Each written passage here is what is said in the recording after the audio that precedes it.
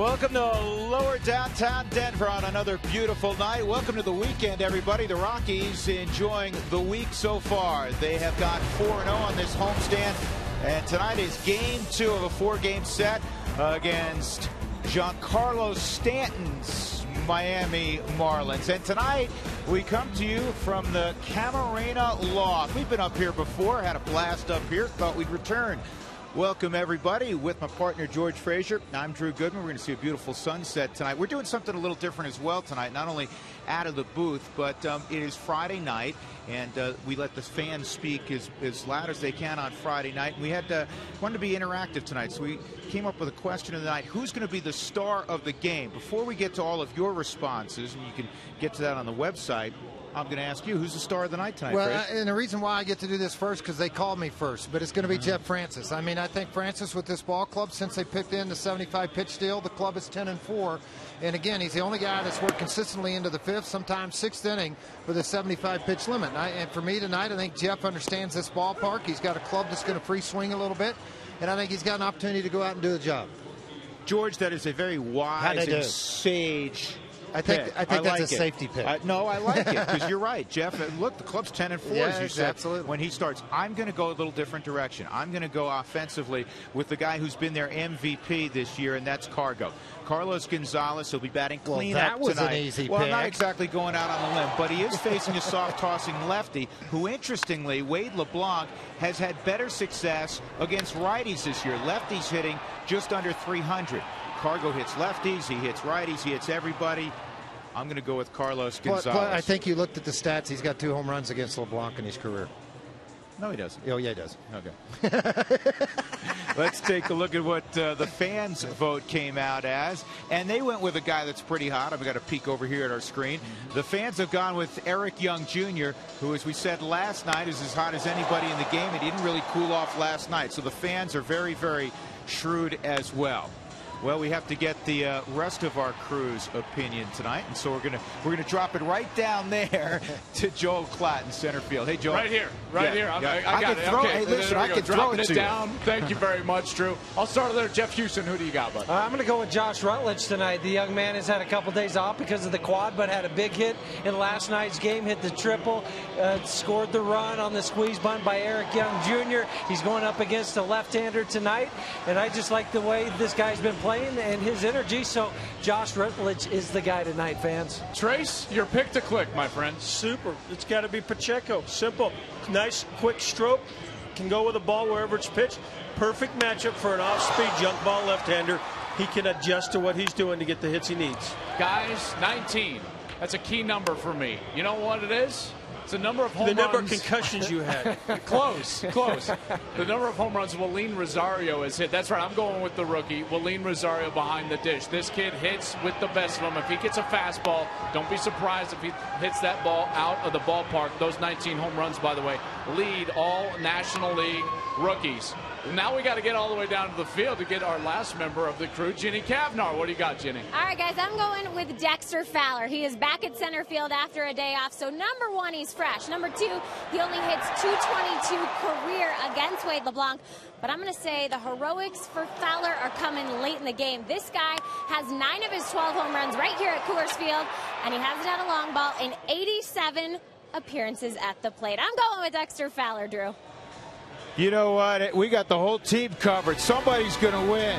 Hopefully the Rockies collectively win, and we'll all celebrate. Rockies get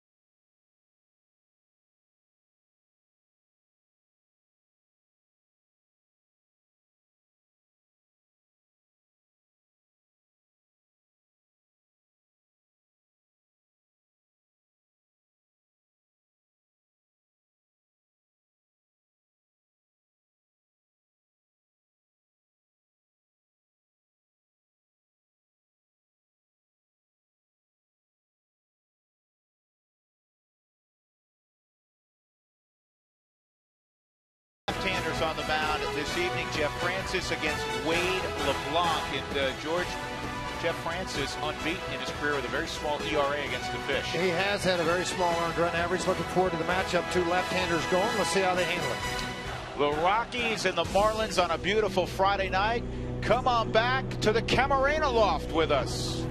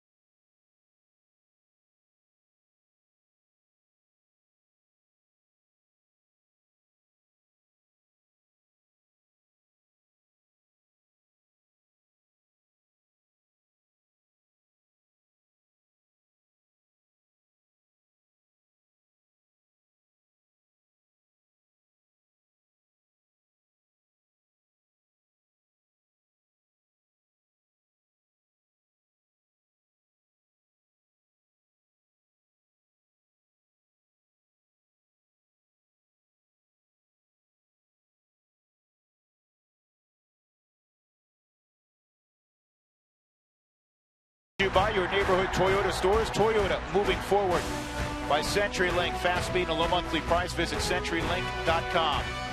And by Southwest Airlines. Find our fares online only at Southwest.com.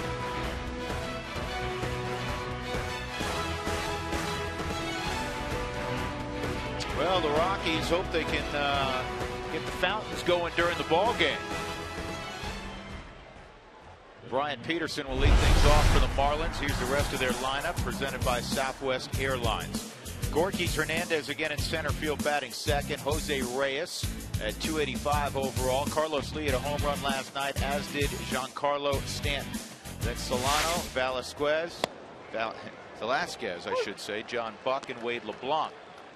First pitch of the ball game in there, strike one on Brian Peterson. Jeff Francis 2-0 with a 1.42 ERA in 3 career starts against the Marlins. That kind of caught me by surprise. As long as Jeff's been around, I was surprised he hadn't faced the Marlins more. Well, the 1 year off and plus the injury time, maybe that's a little bit of it. It had been, of course, when he went to Florida, either the front end or back end of that trip where he missed him an awful lot. The Rockies have won 9 of 14 this season when he's out on the mound. Again, this is a young man that just understands Coors Field. Second on the list all time. And the wins in Rockies history with 59, followed Cook number 1 with 72.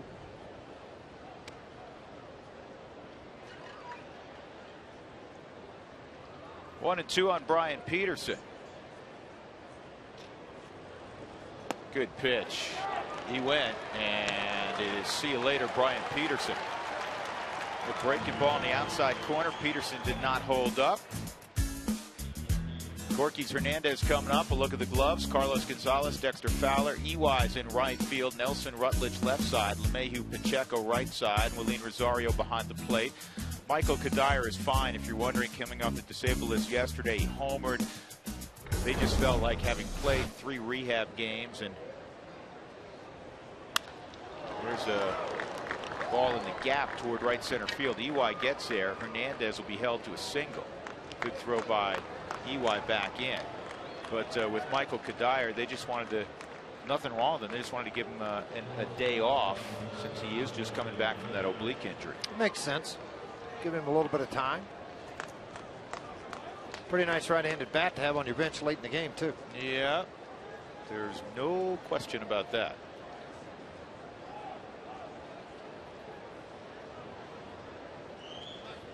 So here's Jose Reyes, the switch hitter, in from the right side. And he reaches for one, pops it up.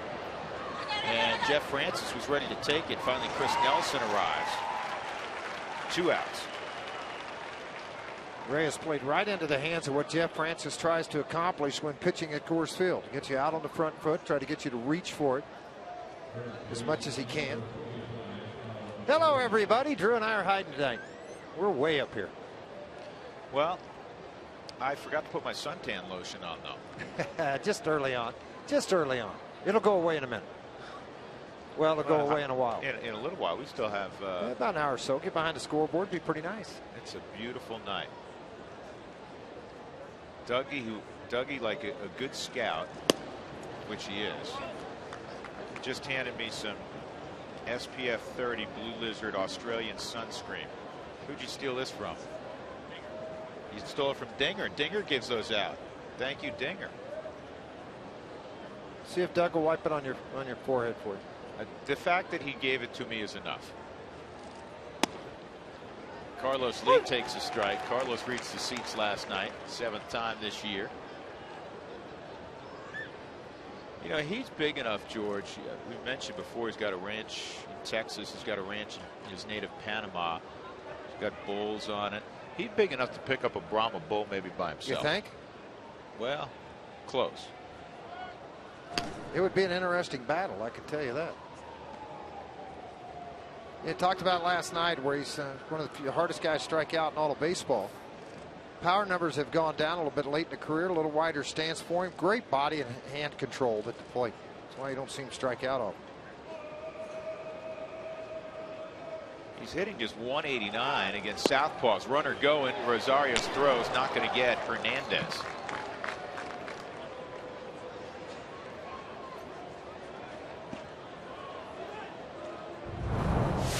Well, Ozzie certain things in motion here early on a ball down, change up, the ball a little bit thrown highly, but a very big jump off Jeff Francis, the left-hander. As soon as he saw the motion going to the plate, he was off to the races, left Rosario a little bit behind him. That's number 4 for Hernandez, but as a club, it's the 120th stolen base for Miami. That's 18 more than Tampa. Miami and Tampa 1 and 2 in the stolen base department. Now it's a runner in scoring position situation for Ozzie Guillen's club. And the guy at the plate, since he put on a Marlins uniform, is hitting .444 in such situations. And a ground ball is going to get down the line, and his average is going to go up. Carlos Lee is going to end up at second base with a double. Now, how big was that stolen base? Well, huge. Again, that's part of controlling the running game. Chris got a tough hop at third base, too. It started to go in, went back, and then kind of caught an in-between hop, waiting on the ball to come up. The ball stayed down. You're going to see the high hop here, a little velocity gained on it. Chris had the body turned. Thinking I'm going to have an anticipation with Lee. Just whiffed and missed the baseball. Right off the bottom of the glove. Third base can really be a handful at times. You don't get to pick your hop very frequently. Stanton at the plate. And that's one way to make sure he doesn't hit one 500 feet against you. Plunk him. Jeff's not intending to do that. He's trying to throw a cutter in. That's something he very rarely does, hit batters. He will pitch in against the right-handers and try to come in hard with the fastball. This time comes in with the cutter, just catch the backside of that right knee.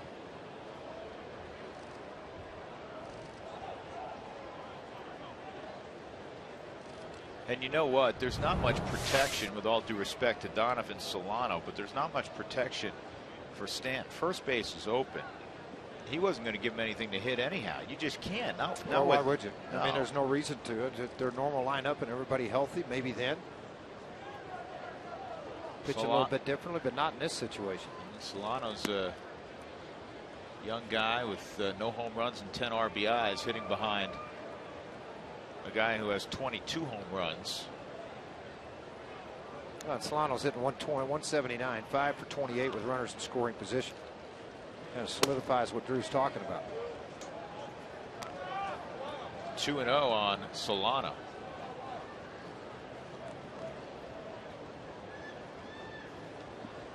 Plus the guy that just got hit, Stanton, he's played 4 games, George, at Coors Field. He's hit a home run in every one of them. And the shorty was 435 feet. To short, Rutledge almost pulled LeMahieu off the bat. Carlos Lee, the double down the left field line and make it 1-0 Marlins.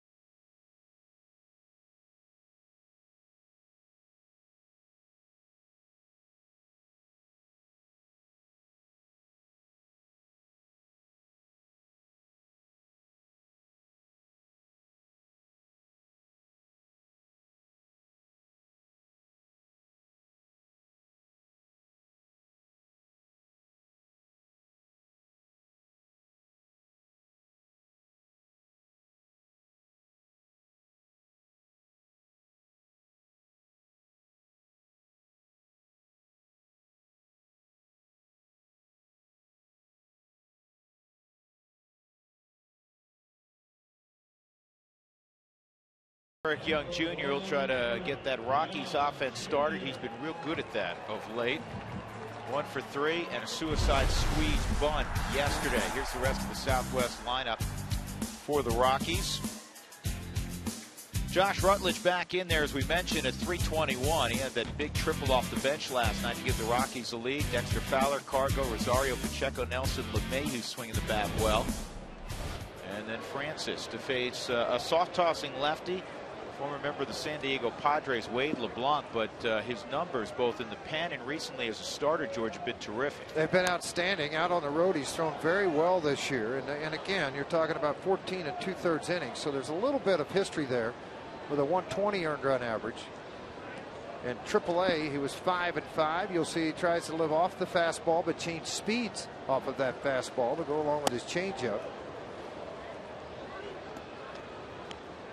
1 and 2 at 3 starts at Coors Field, an earned run average of 6.06, Mr. LeBlanc.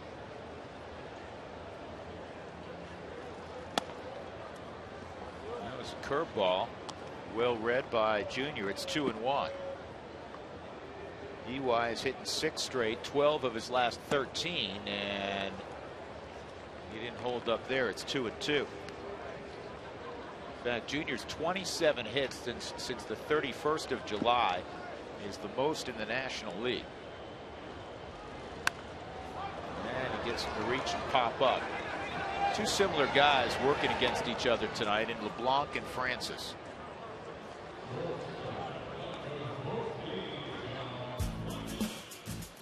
Miami has Brian Peterson in left field. Hernandez is in center and Stanton is in right field. Gil Velasquez is at third base. Reyes and Solano up the middle. Carlos Lee at first. John Buck is behind the plate.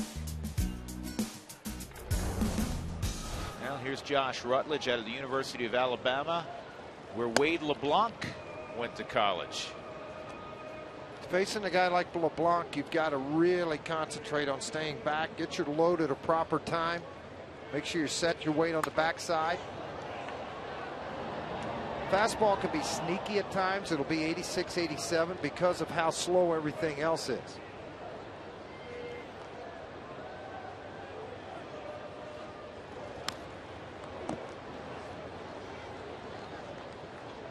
Well, anytime a guy does not throw tremendously hard, and even the guys that do throw hard, as you would know, George, having applied this craft for a long time in the big leagues, you got to stay out of the middle third of that plate. In this ballpark particularly, don't walk people, stay to the corner, stay down in the strike zone.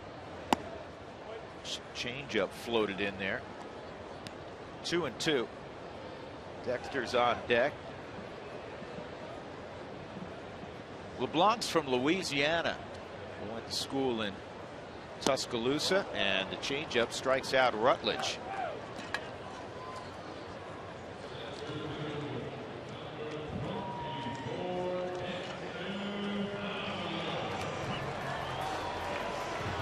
You know the drill. If the Rockies score 7 or more during any game, go to participating Colorado Taco Bell locations the next day between 4 and 6 to get your Rockies taco special.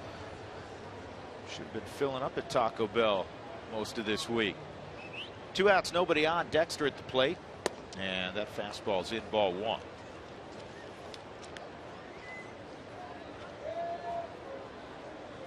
Fowler 2 for 9 in his matchups with LeBlanc, and make it 3 for 10.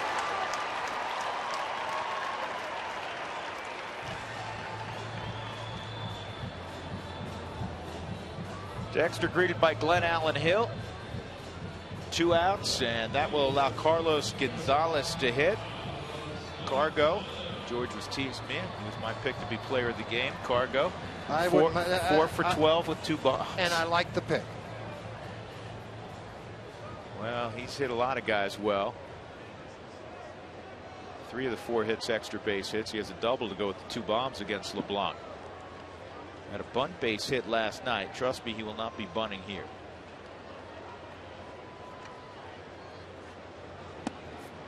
At the knees for a strike.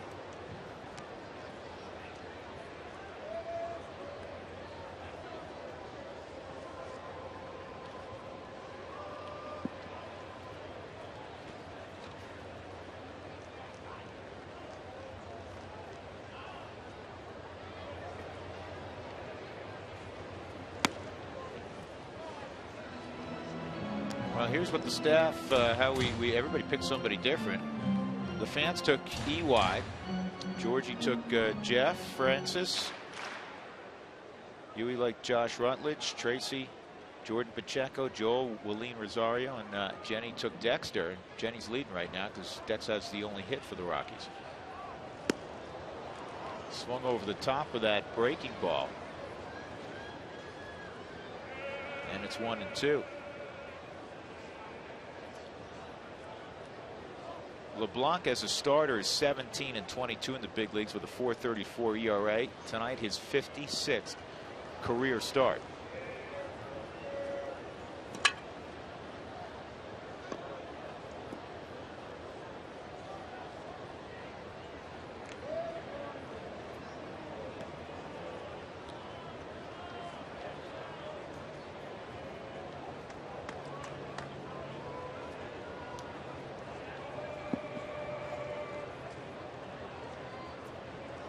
Two outs, Fowler at first, a 1-2 count on Cargo. Tough pitch to take there. That was a nice ball down. Kind of surprising. A little bit out of the strike zone, a little bit of hesitation, like he didn't pick the ball up very well. And Dan Bellino, I think, gave Cargo an extra life here. That should have been strike 3.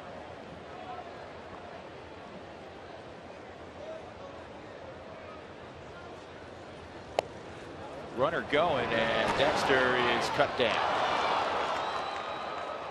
Good throw by John Buck to cut down Dexter Fowler. We'll go to the second. 1-0 Marlins.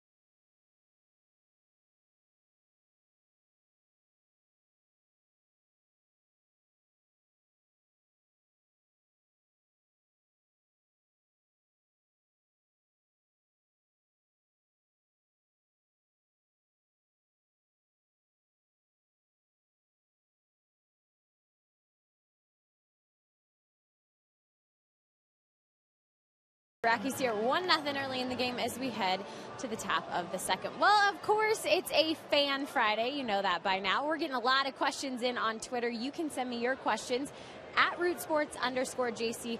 We'll answer some of them live here on the show. I'm going to start right now on Twitter. We have one from @LucyLou34. She wants to know the difference between a suicide squeeze and a safety squeeze. Of course, we're going back to yesterday when Eric Young Jr. had a squeeze bunt to get Josh Rutledge in. We'll go ahead and show you the play. So in this situation, they actually got the suicide squeeze there, meaning that Josh Rutledge was running no matter what. That's the suicide part of it. He is going do or die all the way home. In a safety squeeze situation, the runner at third actually waits for the batter to make contact in that situation. So Lucy Lou, we hope we answered your question, and we hope we get plenty of more questions on Twitter. Again, it's @RootSports_JC, or you can find me on my Facebook fan page. Drew? Good description of that. Last night, initially, I thought it was a safety squeeze because Rutledge waited just an instant to make sure the ball got we have to make sure the ball got delivered to the plate. But almost a real good job of getting that bunt down, a push bunt by Eric Young, which he does so well, and that gave the Rockies a 2-run lead. Velasquez will be thrown out by Chris Nelson. The other thing about that bunt last night, with the right-handed pitcher on the mound, he can see what's in front of him, and if the runner starts to go, I mean, you're always taught with a left-handed guy up, throw it way out of the strike zone and get a rundown, making it impossible for him to bunt the ball with a left-handed guy up. So it was important Rutledge doesn't take off early, particularly with the right-hander on the mound, because he can see it. The dugout yells it, and then you can throw a high and wide, almost like a pitch out, and then you've got an easy tag on Rutledge.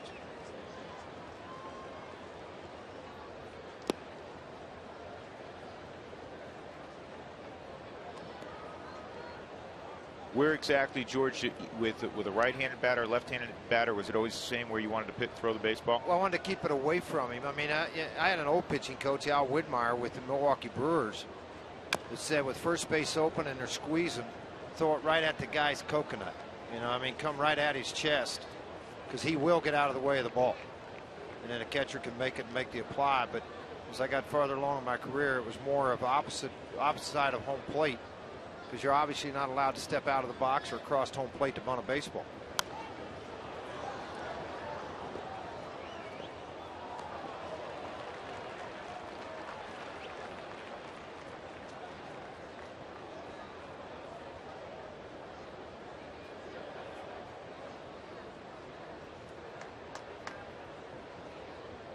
One and two on John Buck.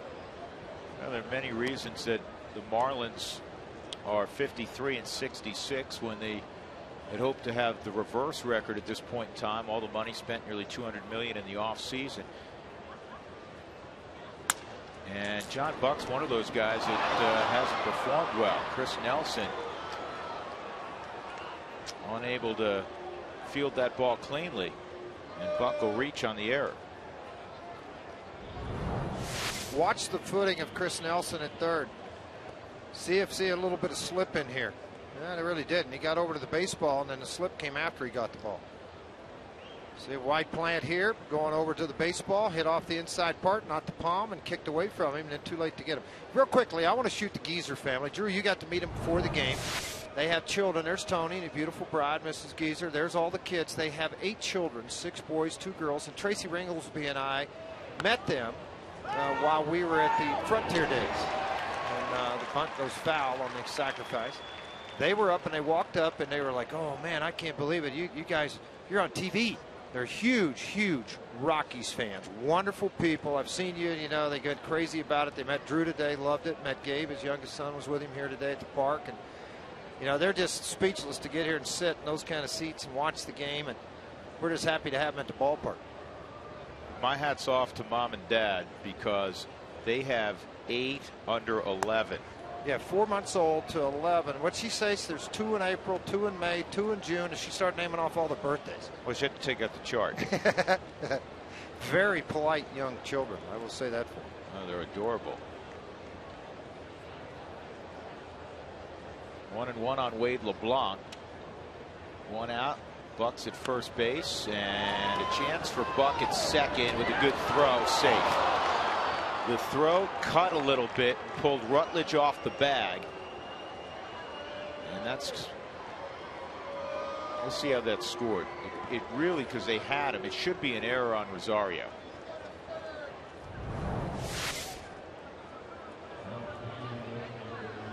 Got the ball right out front. Yeah, he is out. I mean, for me, the throw pulled him off. It's a high throw. You can see Rutledge trying to keep that left foot on the bag as long as he can, planning to try to get up to get to the baseball, but he does come off. You see that on the Supermo. No official scoring yet. There are 2 on, and here comes the top of the order, Brian Peterson. And it is not a sacrifice. It's a fielder's choice, E2.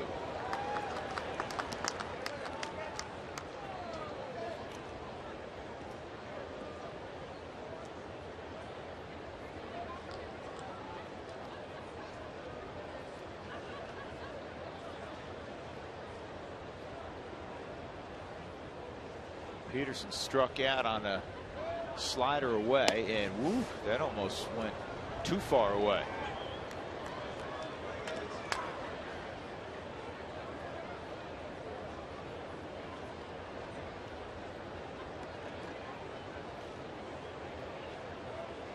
Jeff in his last outing beat the Brewers, allowing 3 runs and 5 1/3 on 6 hits.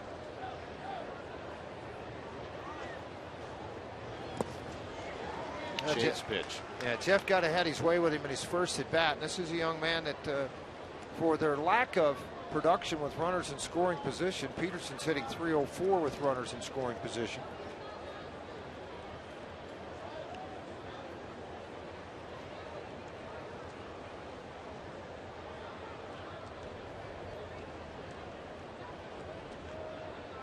Jeff looking for a double play ball. He's had 7 this year.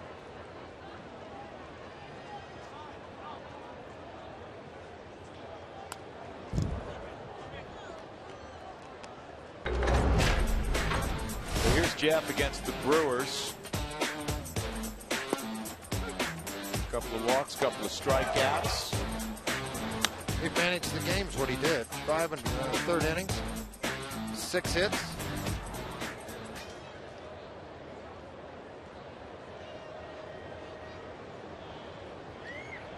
Ball and 2 strikes on Brian Peterson. And he got him again.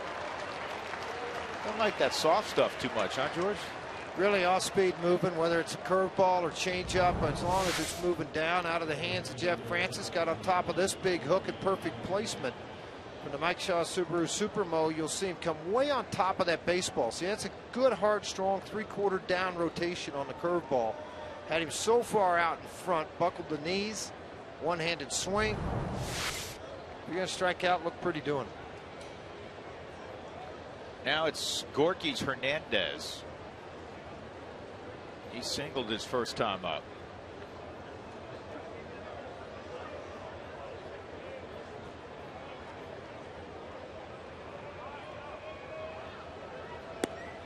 He's been involved, we mentioned this yesterday, in some significant trades, because originally he was a very, very well thought of prospect.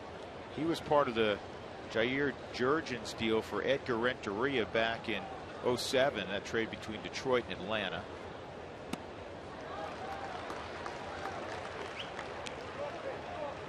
And then Atlanta and Pittsburgh made a deal that included Charlie Morton for Nate McLouth.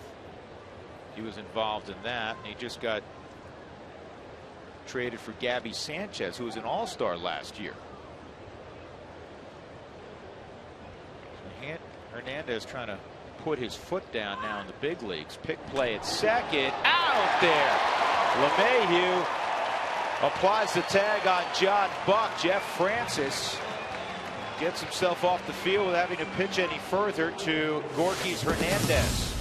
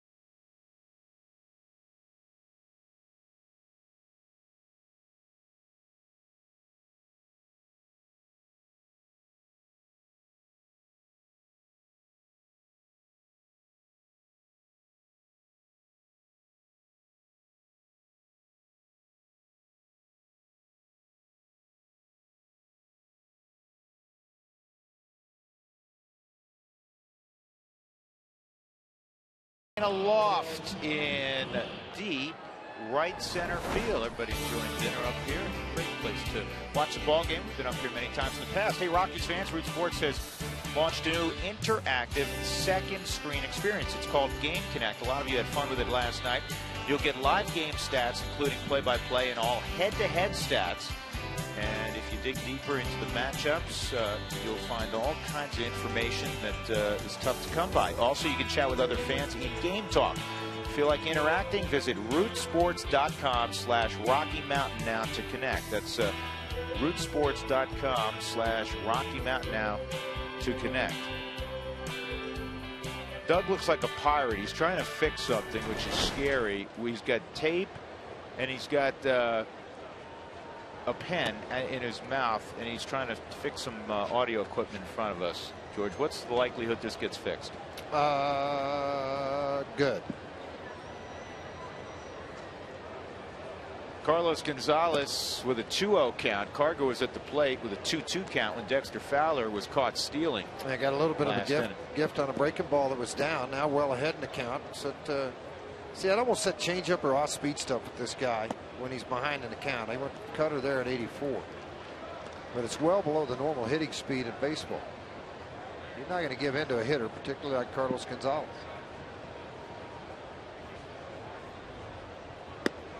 Who's more aware, George, of a matchup? The pitcher or the hitter? In other words, Cargo with a 4 for 12, 333 average against LeBlanc and a couple of home runs. Who knows that better? I think the pitcher does, but I also think they understand how did I work him the last 4 or 5 times I had success against him. So, if it's breaking balls away and hard in, however it is that I worked him in that at bat. Pitchers remember that. Hitters do too. But I think pitchers are farther along in that category. They just study it more. I think great hitters just hit no matter who's on the mound. Well, sometimes great hitters rise to the occasion. It's the farewell tour of one Larry Jones, Chipper Jones. And last night at Turner Field, a huge crowd for Chipper Jones bobblehead night. The 40-year-old went out and hit 2 home runs. Well, they asked him about a week ago, are you sure you want to retire? And he said, yes, regardless of what I do this year, I'm retiring. He's hitting 315. I know. He said, I'm done.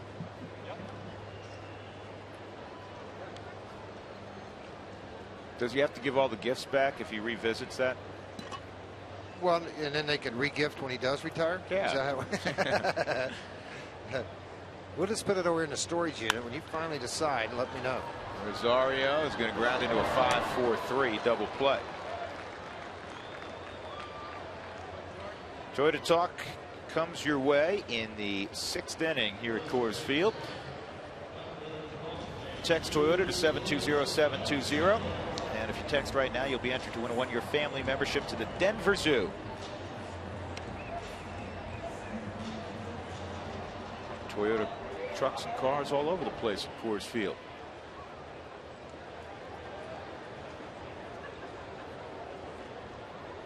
Good looking pickup. Pacheco takes a strike.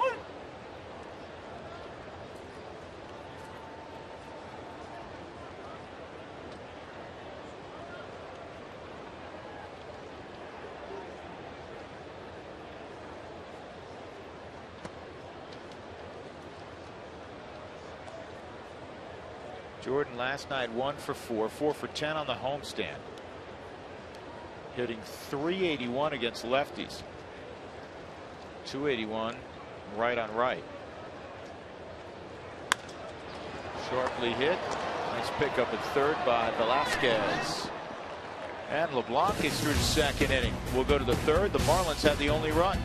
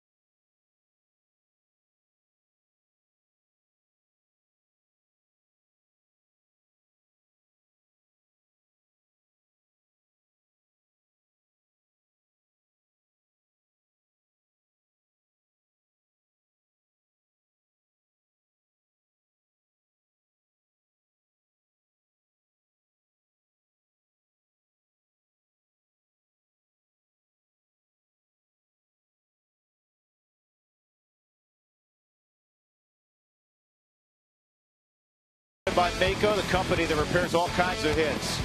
Well, this guy's been doing all kinds of hitting, and that is Eric Young Jr. A few days ago, he hit one off the facade of the second deck, a 2-run home run. The next day, he would go opposite field. Check out your local Mako for collision repairs and auto painting for as low as $349. Visit Mako.com today. Eric Young Jr. and the Rockies trailing 1-0. Gorky's Hernandez, Jose Reyes, and Carlos Lee in the third against Jeff Francis. And the curveball just beneath the knees. Hernandez singled and scored in the first. Singled, stole second, and would score, and that's a great bunt. You can eat the baseball. Yeah, there's not much you're going to do with this. I mean, it's laid perfectly right up the third baseline, about a foot off the line, which made it very difficult for Nelson or Jeff Francis to make a play on the baseball. And Hernandez has pretty good speed. Trying to show a little bit to Ozzie in this ball club of what he can actually do. And I mean, again, just perfectly placed.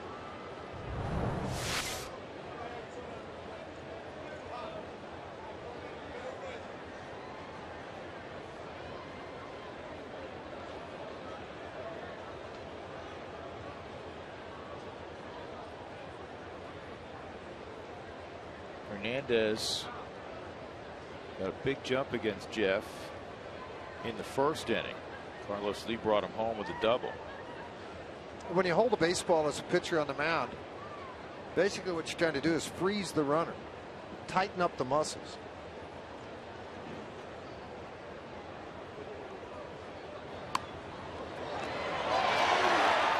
Francis caught it in the air. It'll be an easy double play. The bunt and run was put on by Ozzie, and it didn't bunt and run so well.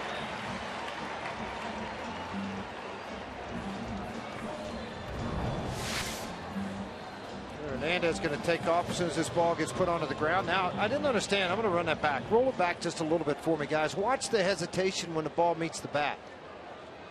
This is what got me a little bit. Francis is going to throw the baseball. You're going to see Hernandez start to break. And then as he starts, he hesitates when the ball gets in there, and then he decides to go ahead and go. And obviously, it felt like he was out in no man's land, and there wasn't a lot of stopping to it. Take advantage of it.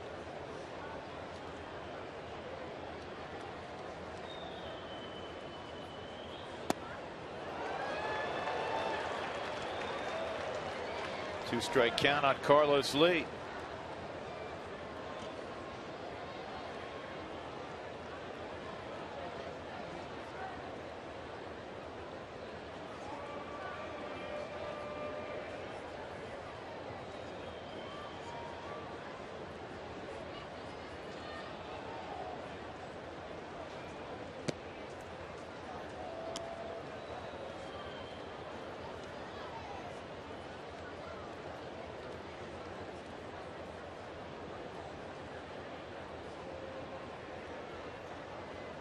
Got him to chase.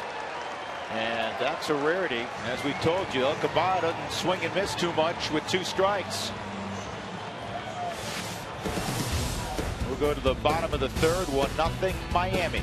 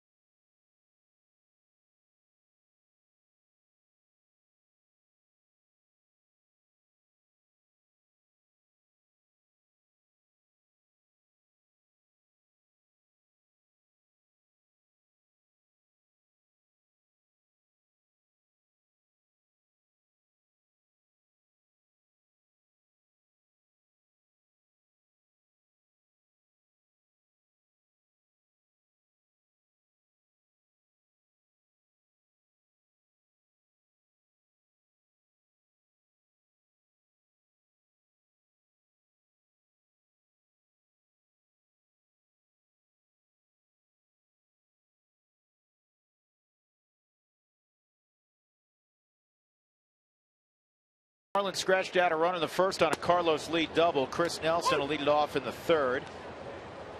LeBlanc has allowed a hit and a walk, but he's faced the minimum. Fowler caught stealing in the first. Carlos Gonzalez, who walked, erased on a 5-4-3 double play off the bat of Willeen Rosario. And it's quickly a 2-strike count on Chris Nelson.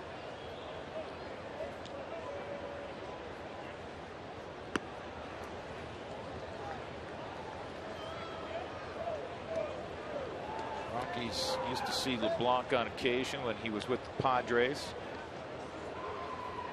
1-3, 493 lifetime against Colorado. Last start against Colorado came on July 31st a year ago. He went 6 innings, 3 hits, or 3 runs on 9 hits, a couple of walks, 6 strikeouts. And the ball club won the game 8-3. He didn't figure into the decision. His last 5 against the Rockies, 0-3. You know what? That's a foul tip, and that is held, even though you normally see it held in the catcher's glove. The fact that it never hit the ground, that is a strikeout. John Buck had to kind of roll up on the chest protector, and he grabbed it. Watch it again here as it comes off. It's going to go right up into the chest protector, just like Drew talked about it. He pins it on his side, and then able to come out with it and hold it up.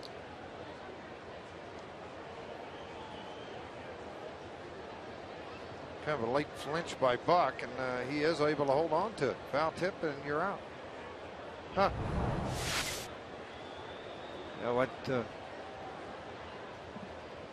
ball doesn't hit the ground. It's got to be an out, doesn't it, George? Yeah, that's the way I always thought it is, unless they trap it against the chest protector. If it's trapped inside the chest protector, then it's not caught by the catcher.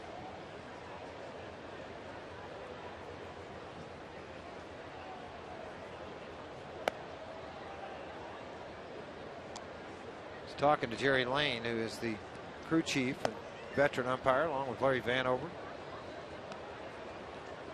That's Joey Cora.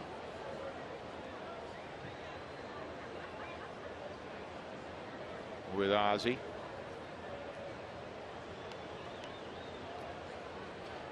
Dan Bellino, young umpire behind the plate. Jerry Lane, as George mentioned, the crew chiefs at first. Mike Estabrook and the 19-year man Larry Vanover. So with 1 out, DJ LeMahieu at the plate.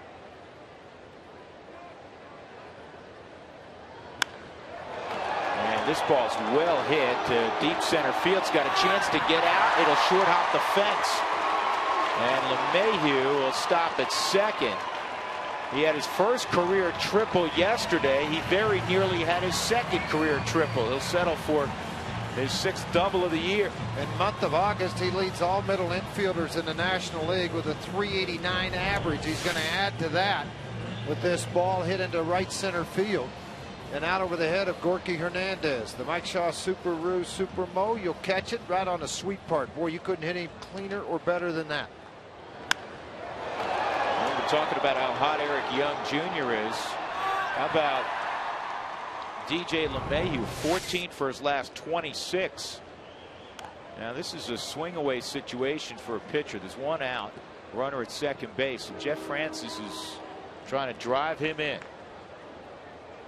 No benefit to having him bunt, move a runner to third with 2 outs.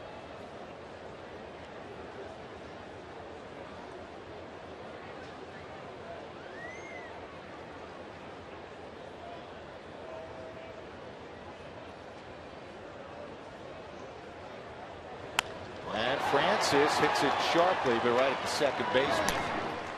And Donovan Solano throws out Jeff. LeMahieu to third. That'll bring up EY. Let's check our Chevy's Dare to Compare, brought to you by the Chevy Silverado, the longest lasting, most dependable truck on the road. Chevy made for Colorado. It's very interesting. Both clubs began together. They were expansion franchises in '93, very similar winning percentage. The Rockies naturally have hit higher. The Marlins have pitched better. Similar in All-Stars, somewhat similar in Gold Gloves. The Rockies have a pennant. The Marlins have 2 pennants, and of course they have 2 world championships. The only MVP in the group, Larry Walker. And you know what else is interesting is this is off of EY. Can he get to first? Nope. Good play, hanging it in there by Wade LeBlanc. One final thought on our Chevy Dare to Compare. The Rockies and Marlins tonight is the 162nd meeting. The Marlins have 81 wins. The Rockies have 80. 1-0 Miami.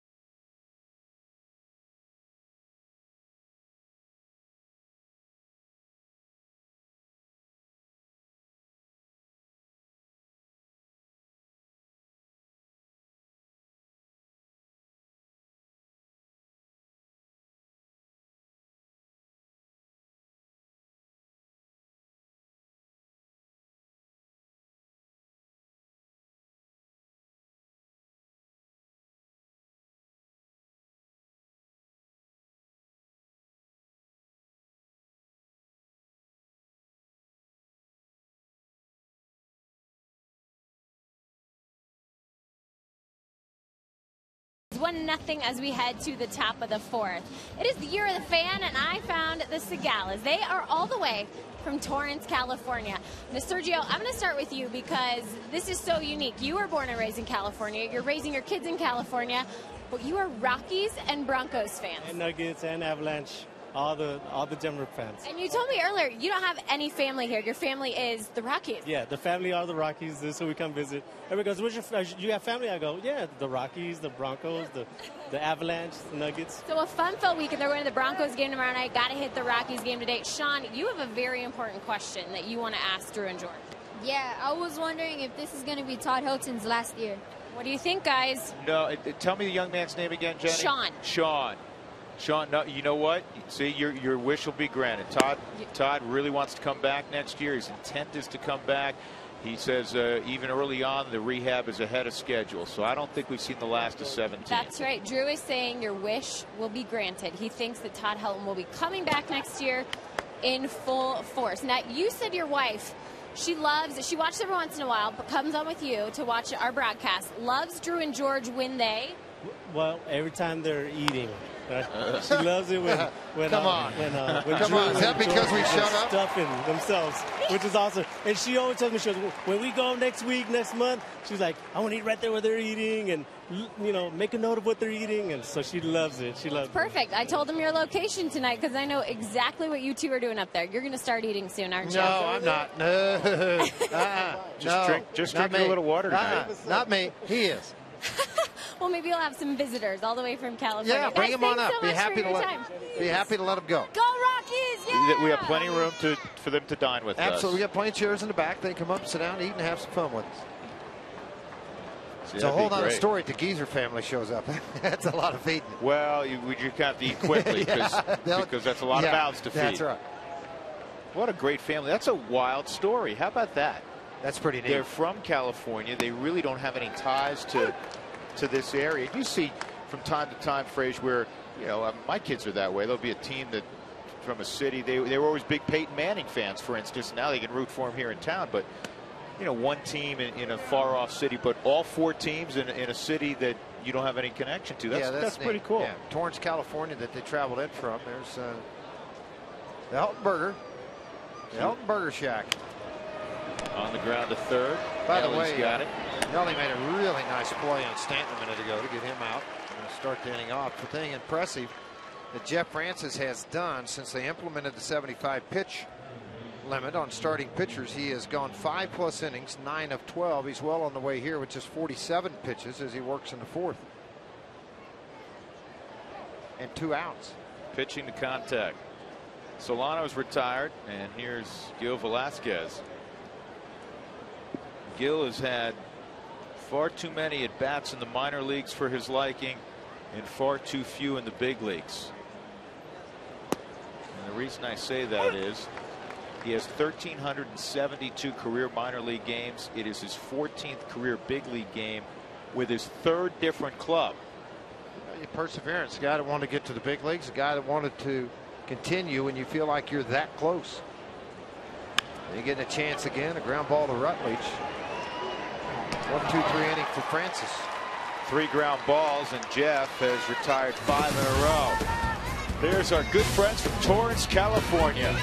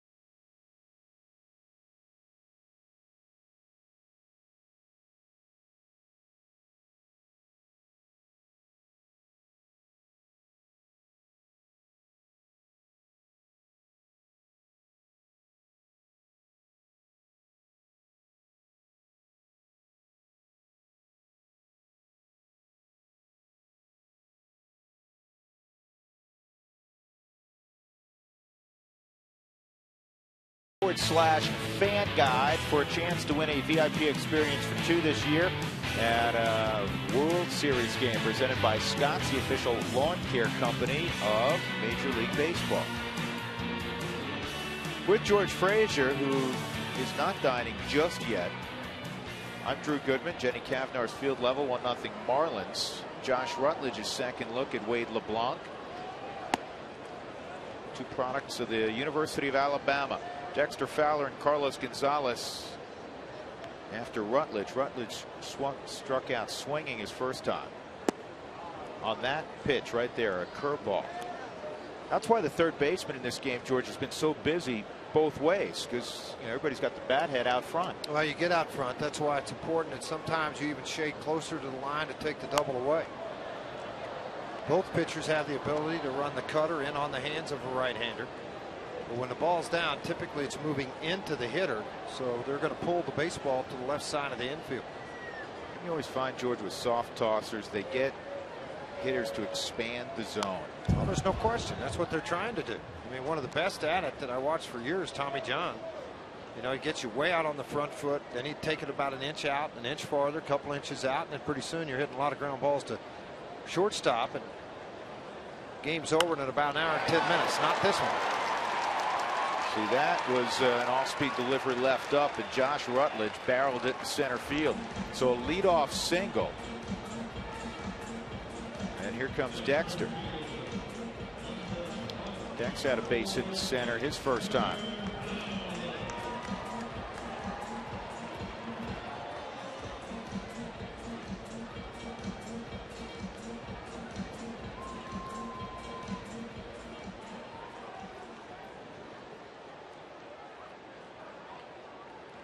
Dex's back was bothering him a little bit yesterday, was out of the lineup. Rutledge was out of the lineup the last couple days other than to pinch hit, and he produced a triple. He's had a sore quadricep, but it didn't bother him running to third. He felt it a little bit on the dash to the plate on the suicide squeeze.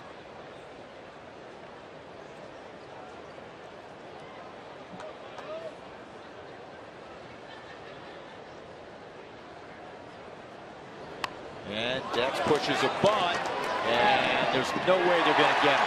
That was a brilliant move by Dexter Fowler. George, a good read of the defense because the second baseman, Solano, was shaded way up the middle. So he knew that if he gets the first baseman to commit to fielding the baseball, there's nobody there to get him. Well, plus, watch where your pitcher falls off to.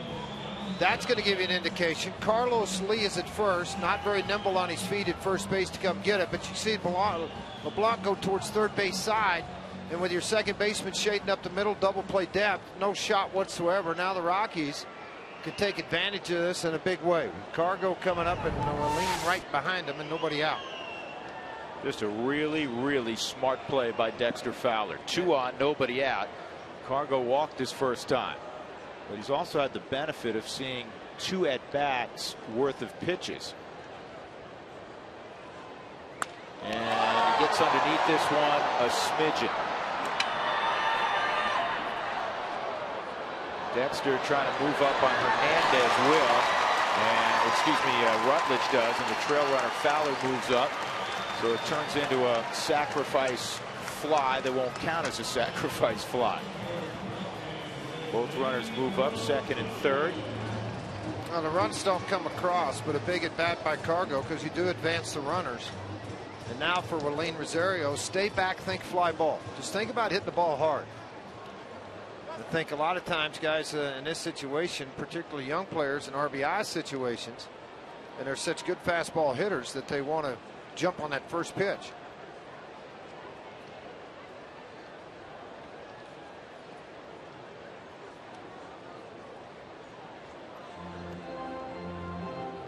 Wells Fargo customers, get your 2-for-1 Rockies tickets today by going to wellsfargo.com/Rockies. Wells Fargo Bank, member FDIC.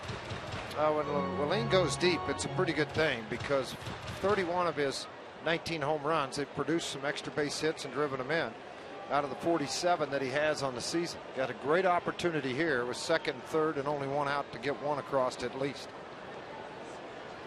The ball sharply to third. It was a 5-4-3 double play though, and let's weigh in a cutter. A little conversation with Buck too. I'm sure that conversation was he likes to lean on it, likes to get out over the plate as he leads the rookies in the National League home run wise over Todd Frazier with Cincinnati and Zach Cozart of Cincinnati. That young rookie pair having quite a season. For a club having quite a season, the Reds. 1-0 on the inside corner, 1-1. Hitters work on this every day. We've talked about it before. Get him over, get him in. This is a get him in situation, but with the infield back, as long as you stay in the middle of the field, George, and hit it up the middle, especially you got plus speed at third at Rutledge, you're going to get an RBI. And this ball on the ground toward the hole, it's going to sneak through. Dexter will have to stop at third, and Rosario has tied up the baseball game at 1 with the base hit.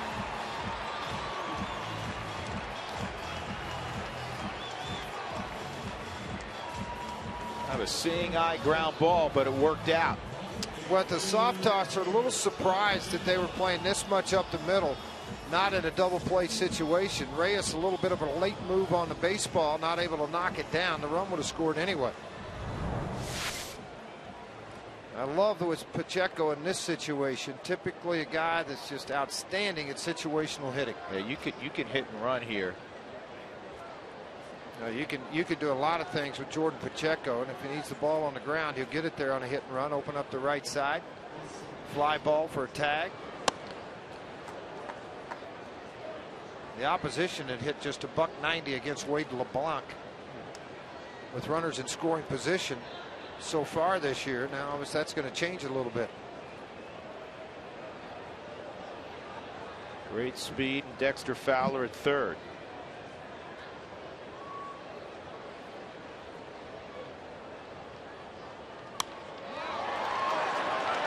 Shallow center, it's going to drop. And the Rockies take a 2-1 lead. Fowler comes on down. Jordan Pacheco with a little sand wedge to right center field. And he's driven in 30 now. All he's thinking about doing is just trying to lift the ball into the outfield, keep it off the ground and out of double plays, which would end the inning. Watch the inside back elbow drop to the inside part of the body. Really trying to inside out, get the sweet part of the bat to the baseball. Even though it got down on the label side of the ball, on the bat, it still allowed Dexter to score when it dropped into right field. And the Rockies aren't done. See him going back, tag on everything, just in case. First and second, still one out. Chris Nelson at the plate. And boy, what a job he's done with runners in scoring position. 268 overall average, but 365 with runners in scoring position.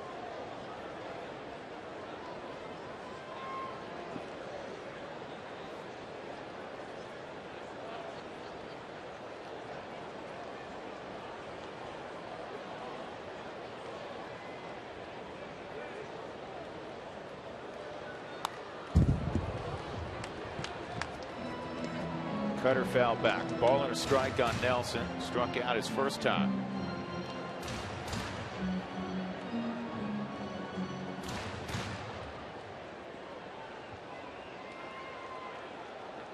Chris did not have an at-bat last night. Came in as a defensive replacement in the ninth. 2-1.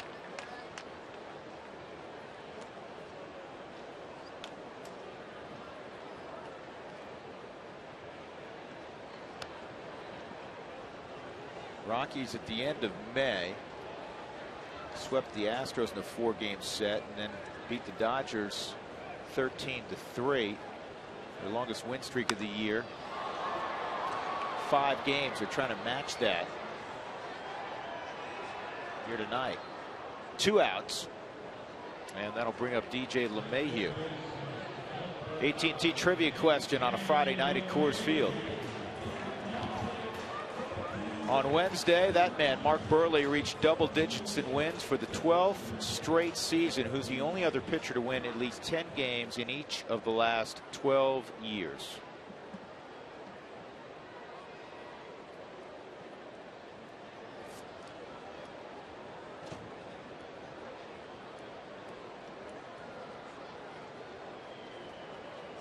LeMahieu hit a long double to center field off the base of the center field wall. His first at bat, and he takes a strike. He's 7 for 18 this year with runners in scoring position, a 389 average.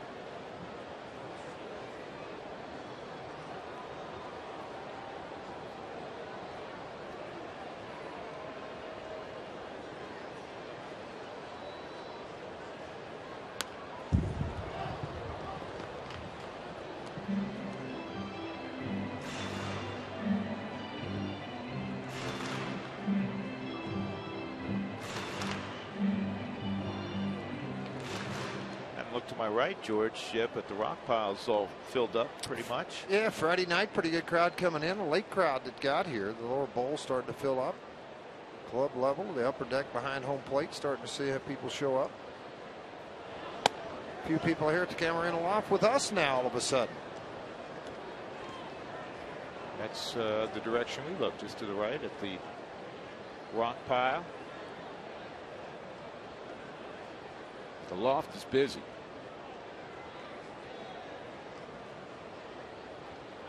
Here's the 1-2. In the air, right center field. Hernandez will call off Stanton and will make the catch. Rockies had a good 4th inning. Couple runs on 4 base hits to take a 2-1 lead on the Fish as we go to the 5th.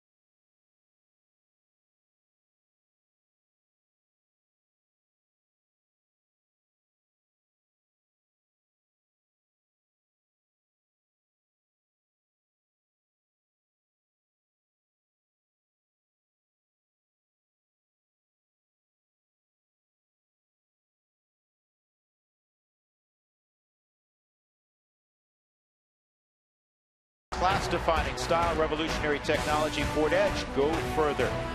By AT&T, the nation's largest 4G network. AT&T, rethink possible. And by King Soopers, more value for the way you live. We're situated in the Camarena Loft again tonight. We've been up here several times in the past, having a good time. Yes, we have, and we're back again having a pretty good time. I know. There's I enjoy Dougie coming up. Dougie's a little Dougie's upset. put a lot of makeup on today. Hey, Dougie's upset, Drew. What's that? 4th inning, 5th inning, he hadn't had anything to eat yet. Dougie, did you order something? He's No? waiting on that strawberry We got banana to order something. Remember we had the fruit on the stick? That would be a good call. John Buck will lead things off against Jeff Francis in the 5th inning. Jeff's had to deal with a couple extra base runners early in the game. There were a couple of miscues, but he pitched out of it, gave up a run in the first. He's got that changeup working. Oh, that's what we're eyeballing, the berry kebabs. Well, Jeff, 9 out of his 12 starts since implementing 75 pitches has worked through the 5th inning and beyond. Here he is in the 5th now, trying to get beyond, and he's the pitch count the way it is, it will be. And George, as you pointed out, he's been the best by far of the Rocky starters in handling this every 4th day and working deeper into games given the limited number of bullets you have. This whole thing's not new to him. You know, I mean, he's pitched in Coors Field for a long time. He understands keep the ball down in the strike zone. Mix in your pitches, yeah. They sit into left field, and you're going to give those up. It's going to happen. But you're also going to get the double play ball. He's had 8 on the season so far. Wade LeBlanc's coming up in a sacrifice situation. Let's check tonight's CenturyLink high-speed pitch. Fast speed, or relatively fast speed by today's big league standards, and a low monthly price. Visit CenturyLink.com. When was the last time, George, we didn't see a 9? Yeah, and again, it's nice to see because 2 guys that know how to pitch a little bit are pitching. They're not trying to throw the ball by everybody. It's been a while. Quite honestly, I don't even remember LeBlanc getting to 88. Good job, Willeen Rosario. He's a traffic cop. He gives the direction to the person fielding the baseball, and you can hear him yelling 1 1 1 1 1. And that's another good. Did you ever find this, George? You do a lot of coaching. You have 3 boys, and I know you've coached a lot of kids. Kids you can't get them to be quiet when they're in class, when they're on the playground, when they're in your house, right? And I mean that with love and affection. But sometimes on the field, you say, "Hey, you got to be loud here," and you got to say it numerous times. You get a kid Take when he's command early of out. it. 1. Yeah. No, say it louder. Yeah. 1. No, Yeah. now say it multiple times. Yeah. 1 1 1. As loud as you can say it. Right. Yeah, and I mean, there's a lot of kids today. And I'll tell you the other thing, and I was guilty of it when I first retired. You actually think kids know the answers to a lot of these things, and they don't. And that's where the coaching comes in. That you want to teach certain players, certain kids, just like that young man with the Miami hat on. Teach him the game of the baseball. He's here with Dad watching the ball game, and hopefully Dad's explaining the game as you go along. 1 ball, 1 strike on Brian Peterson, who has been a strikeout victim twice. You got a group of 25 or more. Head on out to Coors Field. There's discount scoreboard recognition when you do that. So pick up the phone, call the Rockies, 303 Rockies, and make a reservation for your group of 25 or more.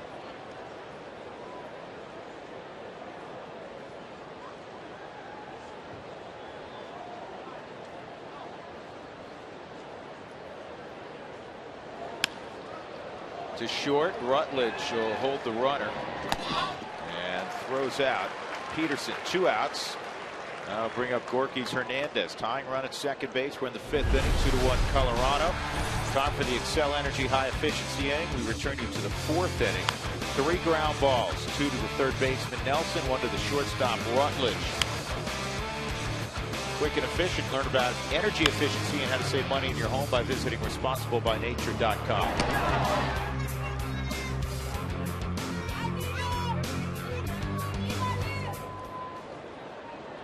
Jeff has thrown only 57 pitches with 2 outs in the 5th inning. Hernandez didn't offer at it, just off the plate, ball 1. Tonight for Ozzie Guillen's club is game 2 of an 11-game road trip. They just had an 11-game road trip recently. They went 4-7 on that.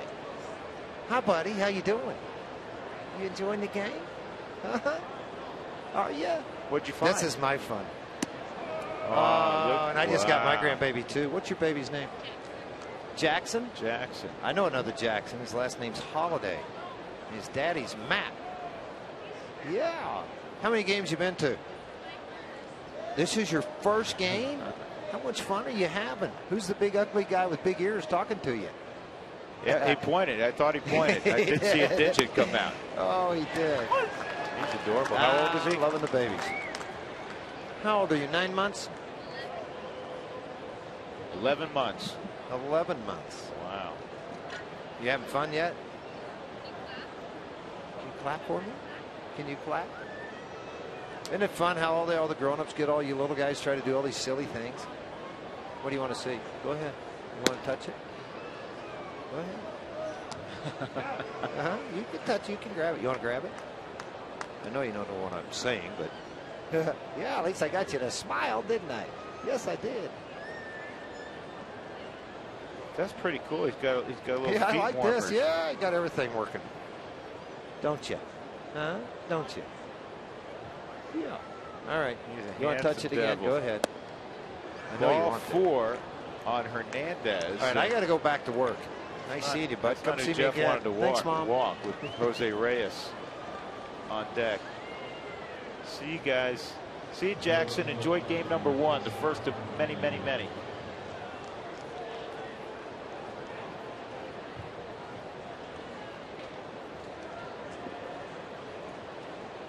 Reyes popped out and bunted into a double play.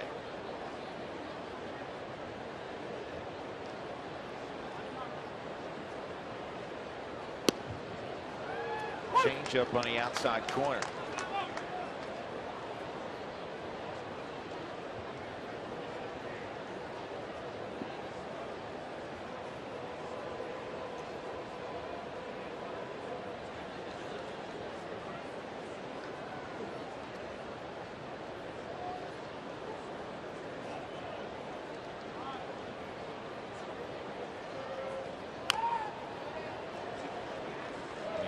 Francis has worked ahead. 2 strikes on Reyes, last year's batting champion in the National League.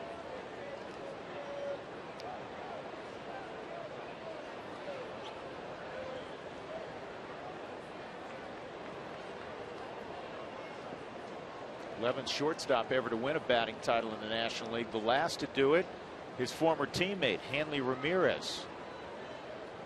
Now with the Dodgers and swinging the bat well for LA.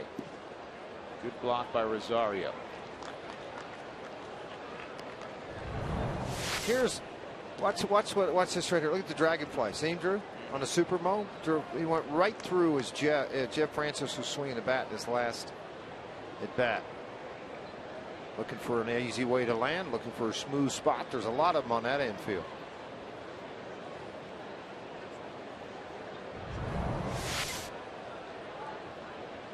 We don't know what Jeff Francis did, but we saw the dragonfly move all the way across the infield. Jeff lined out to second base.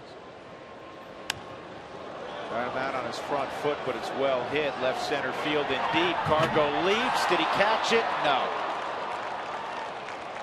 Jose Reyes, a 3-run home run. His 9th of the year.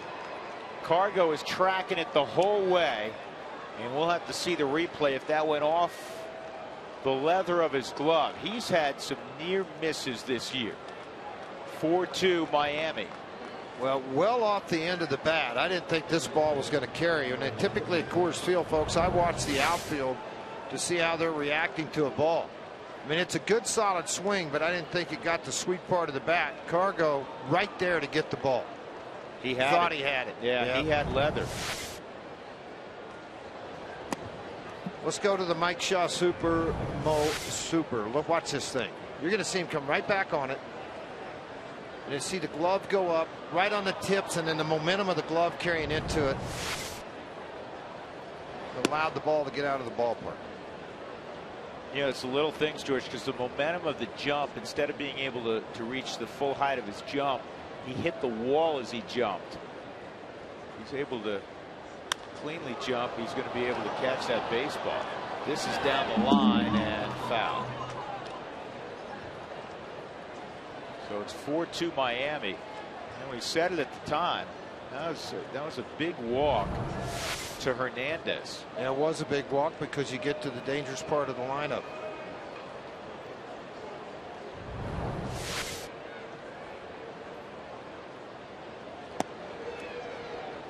Last time, Carlos Lee struck out on a very slow curveball down and away.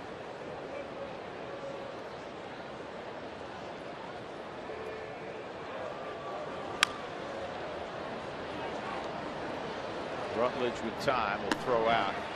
Lee in the inning, a 3-run home run from Jose Reyes, and the Marlins are back on top 4-2.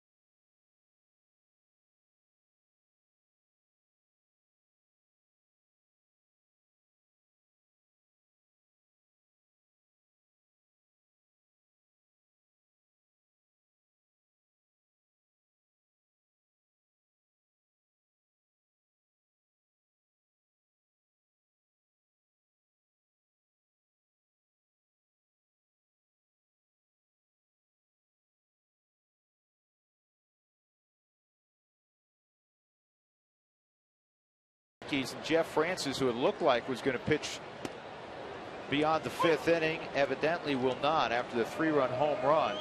Jeff Francis is gone. Johnny Herrera pinch hitting for him. And Jeff was cruising along. Yeah, cruising along. He was in the 50s pitch wise, and now he's gone after 5 innings and 70 pitches. Only one walk in the ball game, but it was costly in that last inning.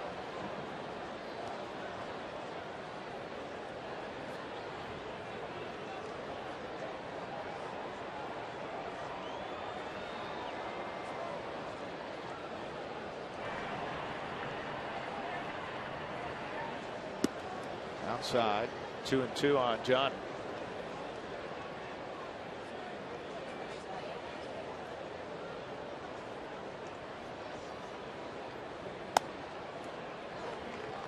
Now the Rockies, it hasn't really come into play yet, George, but the Rockies going with a shorter bench. And when your your starting pitcher is gone in the 4th or 5th inning. But you're still very much in the game. Like tonight, it's a 2-run ball game. And then later on, you want to make moves. There's less players right now from which to make your moves with. Because after this move, there's 3 players left on the bench. 3 players left on the bench, and Hernandez is in play because of Pacheco's ability to catch. Just going to how you match things up a little bit. Leadoff walk here after your club just put you on top of the 3-run lead. Not something LeBlanc wanted to do with, 3-run home run.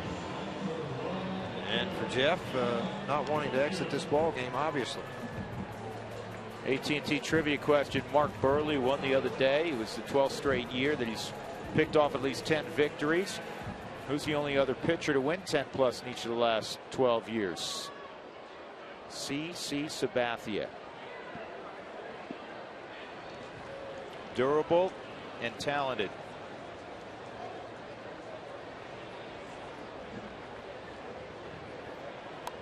One the other day, Dougie, when I was watching when CC went on the DL, it was the first time ever in his career. Second time, okay. And not first time with the Yankees, I think. I think he went on once with the Indians then early on. Yeah, he's been a durable guy. How's your internet working out here, Doug? It went to black, as we say in baseball, in television. Right. Faded to black.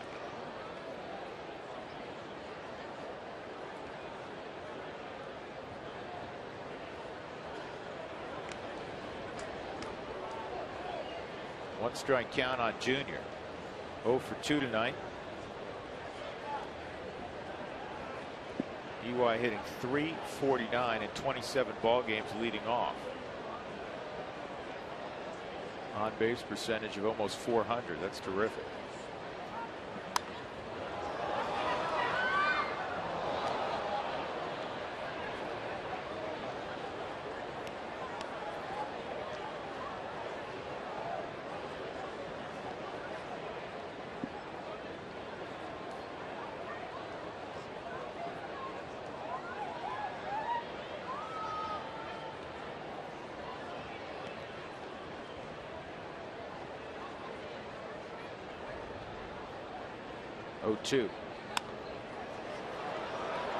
Shallow center, and this one will drop. Johnny Herrera, good read. He'll go first to third.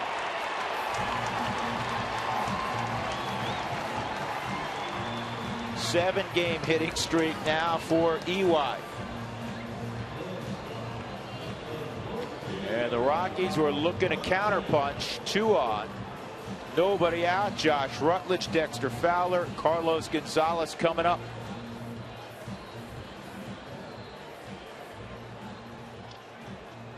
Leadoff walk comes back to Hunt again. One walk that Jeff Francis had cost him to face a hitter like Reyes after walking Hernandez.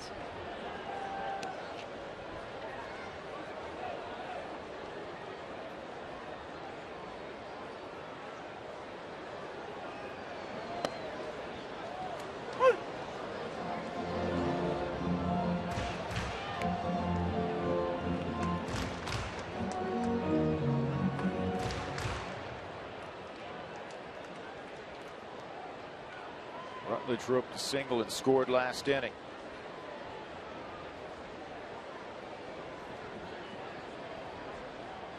Josh has 21 RBIs since being called up. That's the most of any National League rookie over that time period. He also is tied for the most home runs among rookies in that time frame. He's got 6 along with the Reds' Todd Frazier. We were speaking of him earlier. Runners on the corners. Rockies down 4-2 in the 5th. And the pickoff, but they're not going to get EY. Eric Young Jr.'s picked off, but he still beat the throw from the first baseman Carlos Lita Reyes. Yeah, you got to have extremely quick feet at first base with a guy like EY running the bases. No question about it, because he's going to put his head down and go. Guys with speed will tell you when they do get picked off, they're going to go in a hurry, but he had such a tremendous jump before LeBlanc got the ball to first base. 14th stolen base for Eric Young, second on the team to Carlos Gonzalez.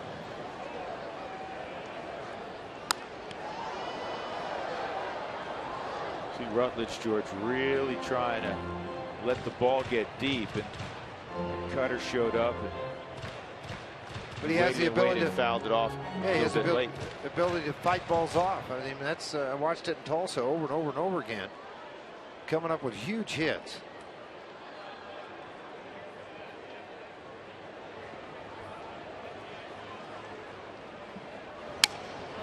Shattered bat deep in the hole. Reyes making the long throw, and you're not going to get Rutledge, and hopefully that leg's okay as Herrera scores. It's an infield hit, an RBI for Rutledge. You reach for that bag, and you just hope the quad is okay. Rockies within a run. It's 4-3. Now just mounting it together. Walk, blue pit to right, broken bat hit in the infield, and the top of the order setting it for the remaining of this lineup. That bat got sawed in half. And Rutledge is going to get this bat pushed out of his way, soft over to Reyes, and then a strong throw all the way over. EY holds at second.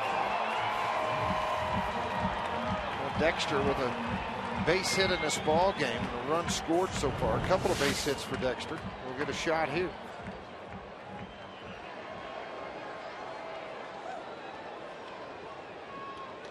Carlos Lee, because of Dexter's ability to bunt, he's pushed in on the grass.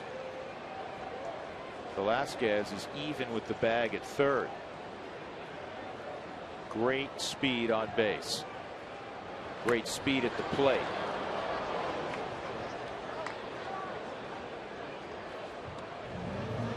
You may see him try to do that again. Joining on the conversation with Toyota Talk. Text your questions to Toyota 720-720. And of course, you'll be entered to win a one-year family membership to the Denver Zoo.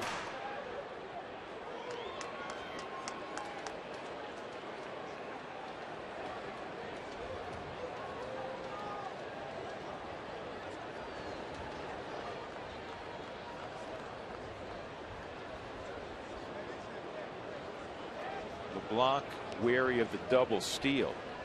You have a left-handed pitcher. It's easier to get in the blind spot if with a runner on second, and you have a really tall presence in the batter's box. And there's the bunt attempt. It's a good one. And LeBlanc throws to Solano.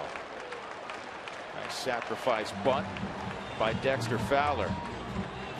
And now you have a decision. Do you pitch to Gonzalez, or do you walk him to load the bases and try to get the double play with Rosario? Well, for me, in this ballpark, I think Ozzy's probably thinking, you know, he's had pretty good success against Gonzalez. A walk, a fly ball out, a weak fly ball out. For me, I'd walk him, and then I would face the rookie and try to get a pitch on the ground and turn a double play. It looks as if they're going to go ahead and pitch to him. They're in the fifth inning of this ball game. Cargo a walk and a fly ball to fairly deep center field. 4 for 13 lifetime against LeBlanc. He has 2 home runs against him. Rockies down by a run, 2 in scoring position. Whoa. Talk about up and in. That knocked everything off the counter in the kitchen. A meaningful pitch from LeBlanc, trying to work the ball in. And it just got out of his hand in a hurry and got well up and in on Carlos Gonzalez. That'll get your attention as a hitter.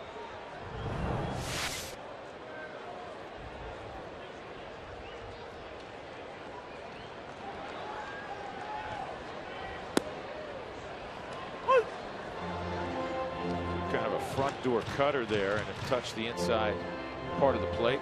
1-1. Good numbers, runners in scoring position for Gonzalez. Maybe that pitch did touch the inside part of the plate on the Ford strike zone.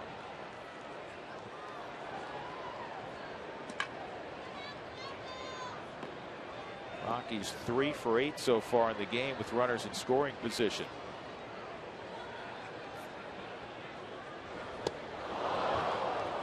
One and two.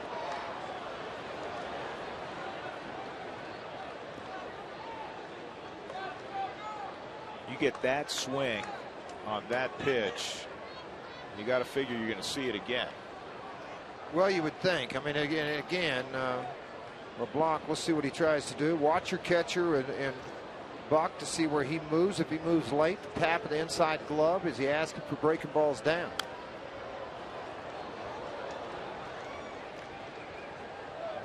The one pitch you knew you weren't going to get in that sequence, George, was the fastball, because in his battery of signs, which were very quick, he never put down a 1. Nope.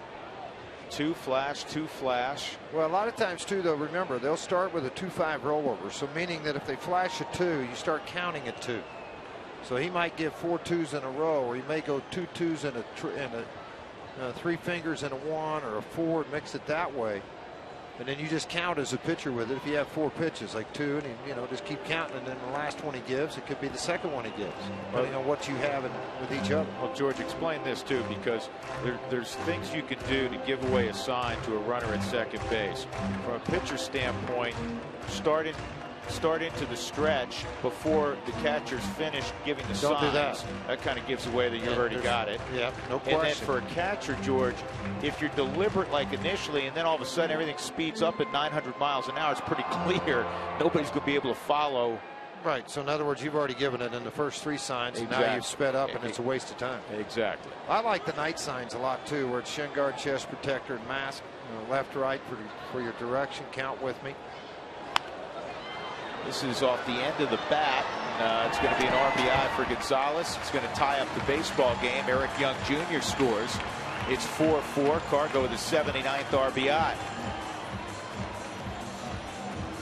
Rutledge to third.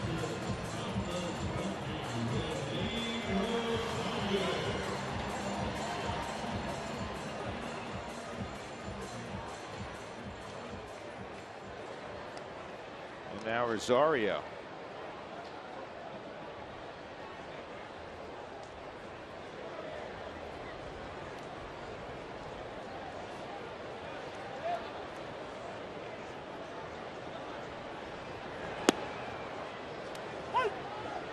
One of Wileen's focuses, he's telling me during batting practice today, really working on hitting the ball to right center because he's getting so many breaking balls.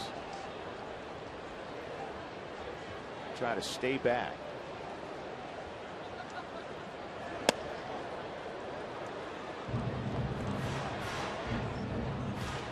He found a hole between short and third last inning to drive in a run. 19 home runs, 48 driven in for Rosario.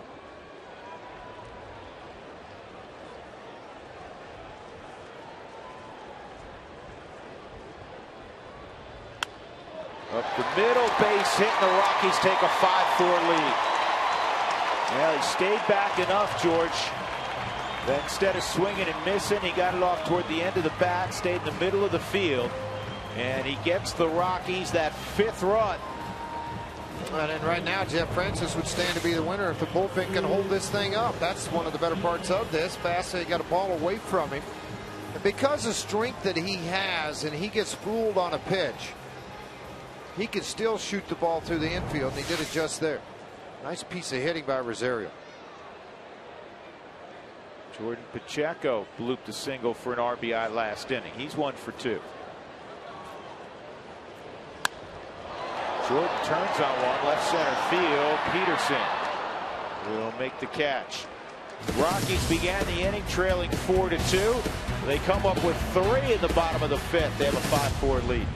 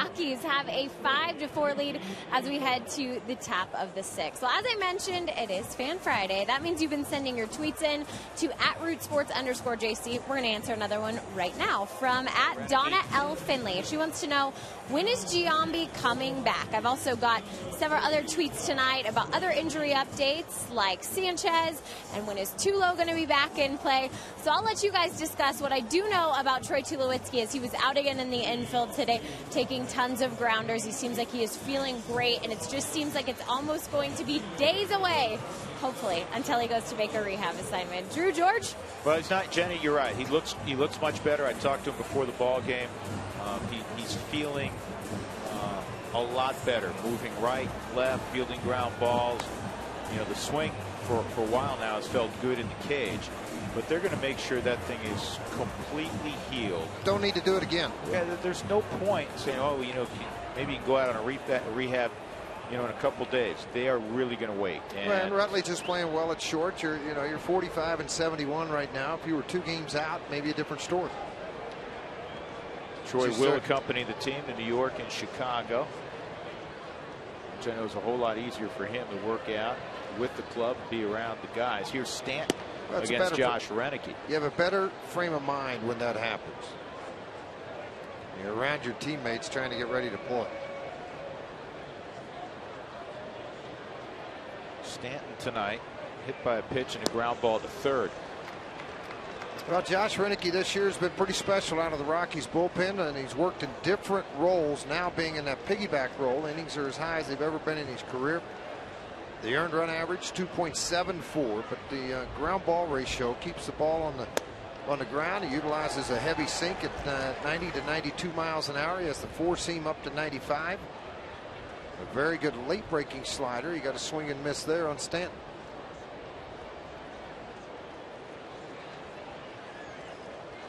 Now, when Stanton was taking batting practice today, there were a number of Rockies players that went back from the clubhouse to watch him, including Michael Kadire and Dexter Fowler. And the interesting thing about it, for me, is that guys watch BP all the time. And these are really talented guys. They're the best in the world. Michael Kadire has a heck of a resume. Dexter Fowler's building a nice resume. They wanted to see another guy take batting practice. That's the kind of show that Stanton puts on. Well, it's similar to the Sammy Sosa, Mark McGuire shows that they put on, the Dante Bichette, Vinny Castilla shows that they would put on, along with Larry Walker and Todd Helton in his younger days. People wanted to see those home runs in batting practice. McGuire, when he went to St. Louis, they would give him standing ovations on balls hit in batting practice. And so players want to come out. They enjoy this. They want to watch what a Stanton and see how far he can hit it in batting practice. I'll show you where he hit one in batting practice today that's right at 500 feet. See where our cameras are to the left of the batter's eye, George? He hit. Well, he hit one right there. Yeah, right. Well, just he short hit of about, there. 10 feet farther than that in batting practice. He just tied it at 5. Stanton literally hit a ball in batting practice 10 feet from there. That ball is in the neighborhood. We'll hear it. That's in the neighborhood of 485 feet. He's hit a home run in all 5 games he's played at Coors Field now, and the average distance is about 460. Got a swing and miss on a curveball in the early part of the at bat. This seemed to hang just a little bit. I didn't think bad a pitch, just a good hitter waiting on a pitch to be thrown, and made Reneke and the Rockies pay for it. I can't tell you how far that is, other than to say that's stupid far. Well, I'll put it to you how far it is. All right, 500 feet, right? I mean, that's like a scorched 7-iron from 150 that you just jumped all over to hit it on a green.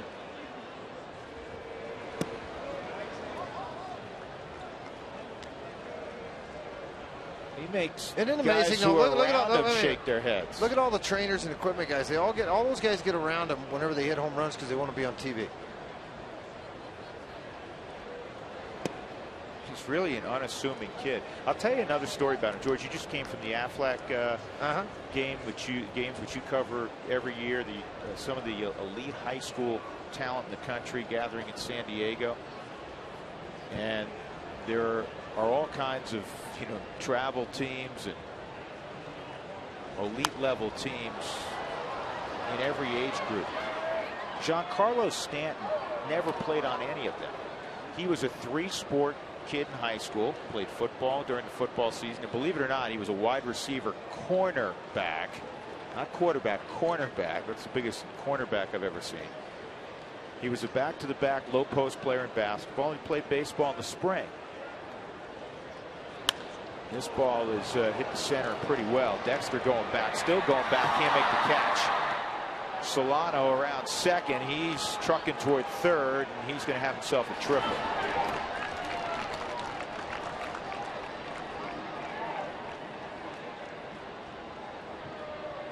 So Renicky gives up the long home run and now a triple with Velasquez coming up. So Stanton's coach was calling some scouts he knew, trying to get him into an invited elite level tryout camp, an exhibition, if you will. And he was having trouble getting him invited. The scouts didn't know who he was. And he finally talked one scout into going to one of these showcases. And when he got in the cage to take BP, he had 4 in a parking lot that was like, well beyond the outfield fence. The other parking lot? And all the scouts said, who the heck is this kid? Where's he been? Where's he done? been? And it was basically, yeah, this is the guy you didn't want to let us bring here. And he became a high pick, and he was in the big leagues at 20. By the way, we just had a text come by. It said George and Drew would be a great name for a baby boy. And I suggest Drew George or George Drew. What do you think? Not there.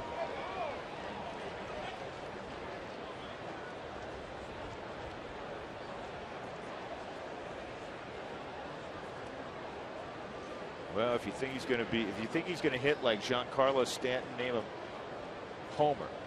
No. Homer Bailey. No. Hart's family from Cheyenne. A shout out to Todd Helton. Here's the 1-1 on Velasquez. Another slider in the dirt.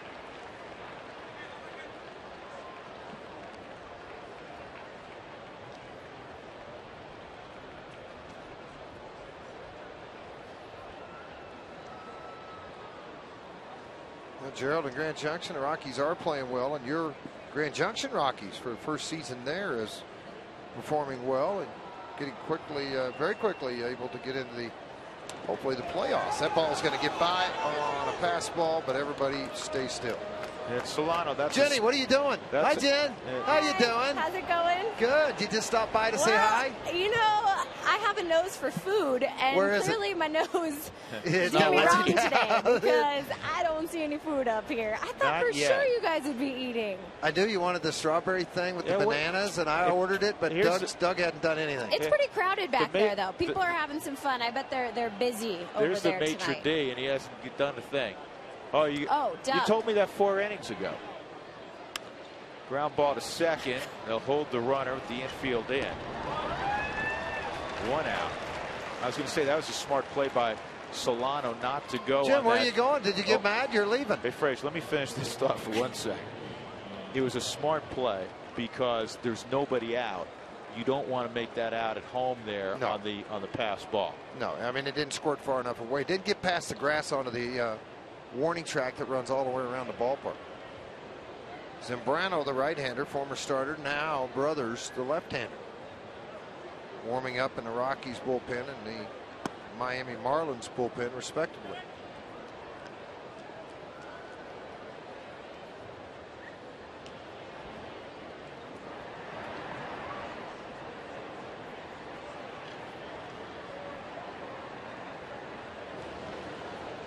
Buck has hit it on the ground twice. Once to third, once to short. Another guy in a similar situation. You're talking about Stanton and not getting invited as you look at Sobrano warming up. Another guy, Matt Kemp, was a basketball player and didn't really want to come to any pre-draft workouts. Didn't spend a lot of time with baseball. Well, obviously we know the Dodger is pretty good.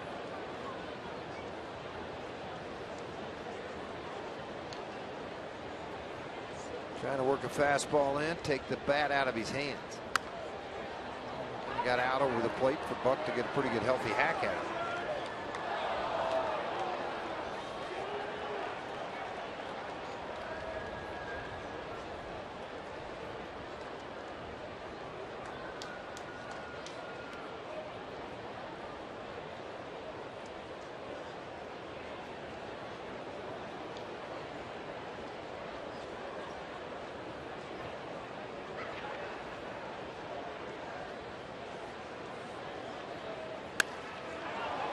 Line drive. It's going to get the run home and then some.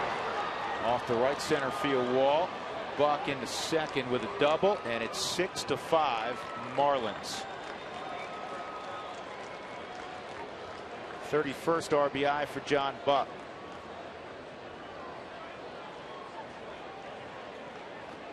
Well, the only downside of this piggyback system is when the piggybacker doesn't get you in some extra innings. And you got to go to your bullpen early. Buck went down and got a pretty good pitch from Renicky, though. That ball was not left up. It's down and away from him. And he drove it right out over EY's head up against the Rockies bullpen. You got the run across, and now you've got a deal.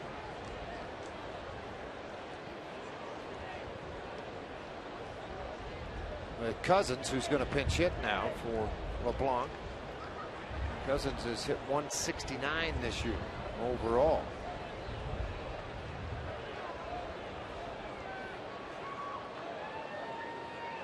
And Tracy's going to double switch. He's going to bring in Rex Brothers. Cousins this year is a pinch hitter. Has pinch hit 15 times, a couple of hit, a home run, and an RBI. Tyler Colvin comes into the ball game. Pacheco departs. 6-5 Miami. Here comes Rex Brothers. We're in the 6th inning.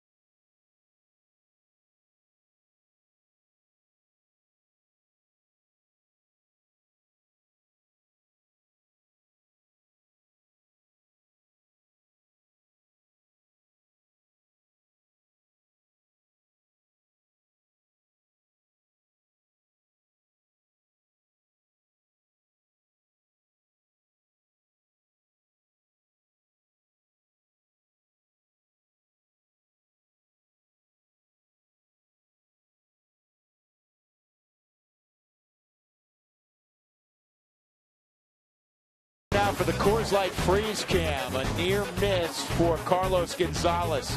Jose Reyes with 2 outs hit this ball that Cargo nearly made the catch on. He had it in the glove briefly. Instead, it turned into a 3-run home run. It gave the Marlins at the time a 4-2 lead. The Rockies got 3 in the bottom half of the inning to make it 5-4. Now the Marlins have countered with 2 against Josh Renicky at 6-5. The Rockies have double switched. Colvin's in the game. Pacheco's out of there, and the lefty Brothers will face Cousins. And they will let Cousins go ahead and hit. They have Kearns there too. 55th game for Rex, 6-2 overall. The last couple of ball games getting burgered up a little bit, so you see the ERA jump. It's up above 5 now. 59 strikeouts for Rex. It'd be nice to get one of those here. They've come up with the distance on that home run. 473 feet. Well, just 23, 26 feet shy of the longest at Coors Field. He tied the mark of the most consecutive games hitting a home run at Coors Field by an opponent. Jeff Kent had hit a home run in 5 straight games back when Kent was playing. And now Stanton has done it. 2-0. That's been the problem for Rex Brothers of late, George. He's been spraying the fastball. First pitch slider to Cousins, who doesn't swing the bat very well. 169 average. 2 for 15 as a pinch hitter this year. Slider was in the dirt. Now you're behind 2-0 and you got to come fastball. Jeff Houston did not make a play on that ball. I cannot believe that.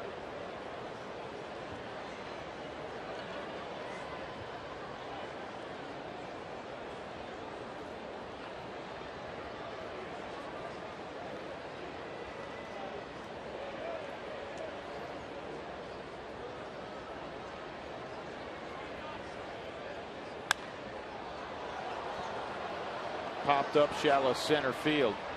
Rutledge and LeMahieu, somebody. It'll be Rutledge.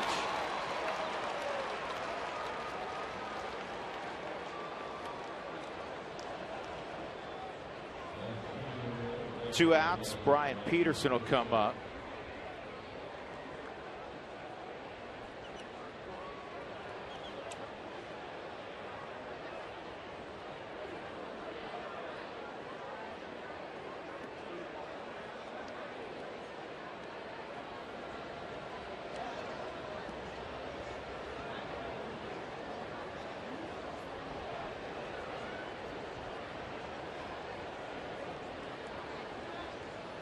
Peterson 0 for 3 in the ball game. 2 strikeouts and a ground out against Jeff Francis. Bucks at second. Sliders way inside. Ball 1.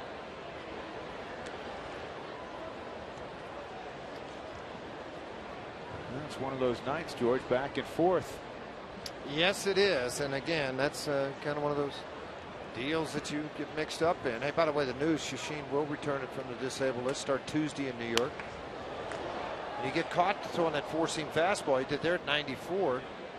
Peterson, not a great swing on it, but better than he's had on the breaking ball early in the game.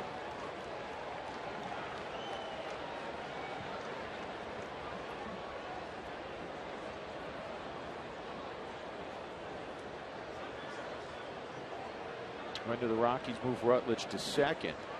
Well, when Troy Tulowitzki comes back.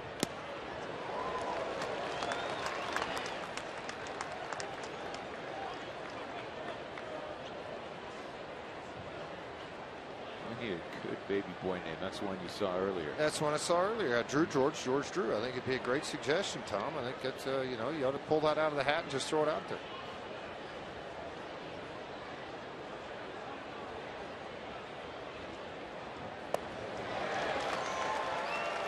Peterson strikes out. That puts down the inning. Nice job, Rex Brothers. But a couple of runs, including that monstrous home run by Stanton. And the Marlins are in front 6-5, middle of 6.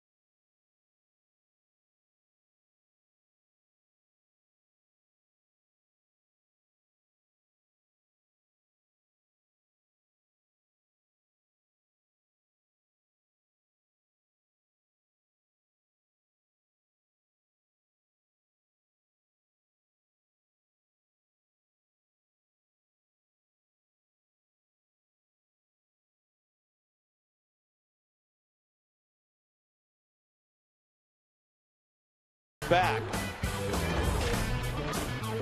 Fifth inning, Jeff Francis to Jose Reyes with 2 men aboard and 2 outs. That's the play we just saw. Carlos Gonzalez nearly made the great catch. Instead, a 3-run home run for Reyes, 4-2 Marlins. Rockies would counter. This infield hit by Josh Rutledge would get a run home.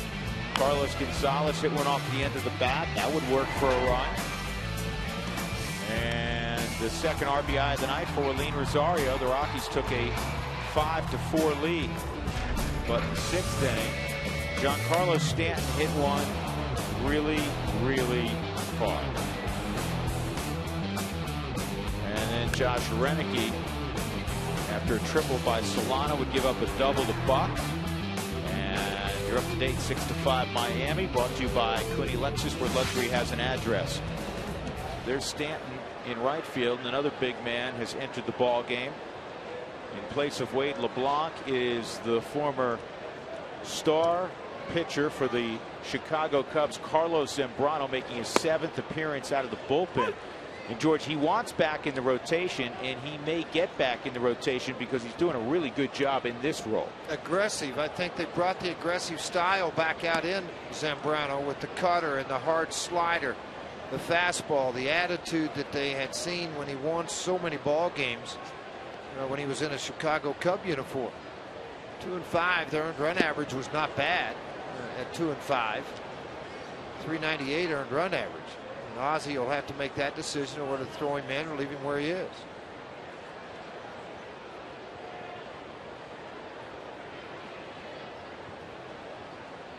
One-two on Nelson, and he fouls it back. Well, hitting the road, subscribe to MLB.tv to take advantage of the new low pricing and see every Rockies out-of-market game online and on your favorite devices in HD quality when you're not at home.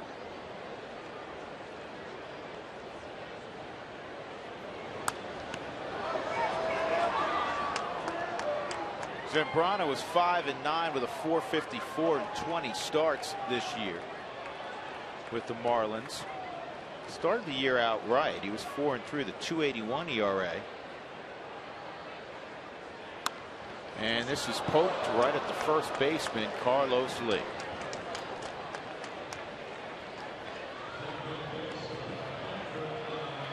That'll bring up LeMahieu with Colvin on deck.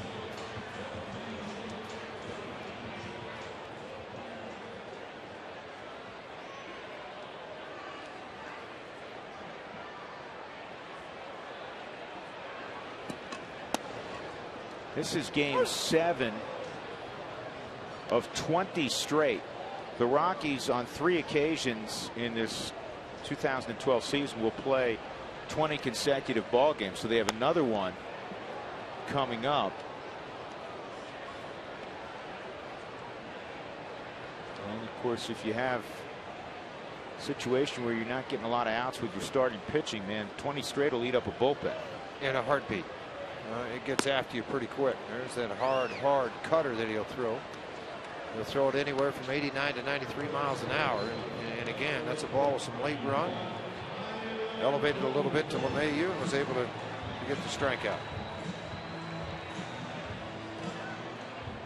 Are you using social media? If so, follow Root Sports on Facebook and Twitter to keep up to date with your favorite team all season long.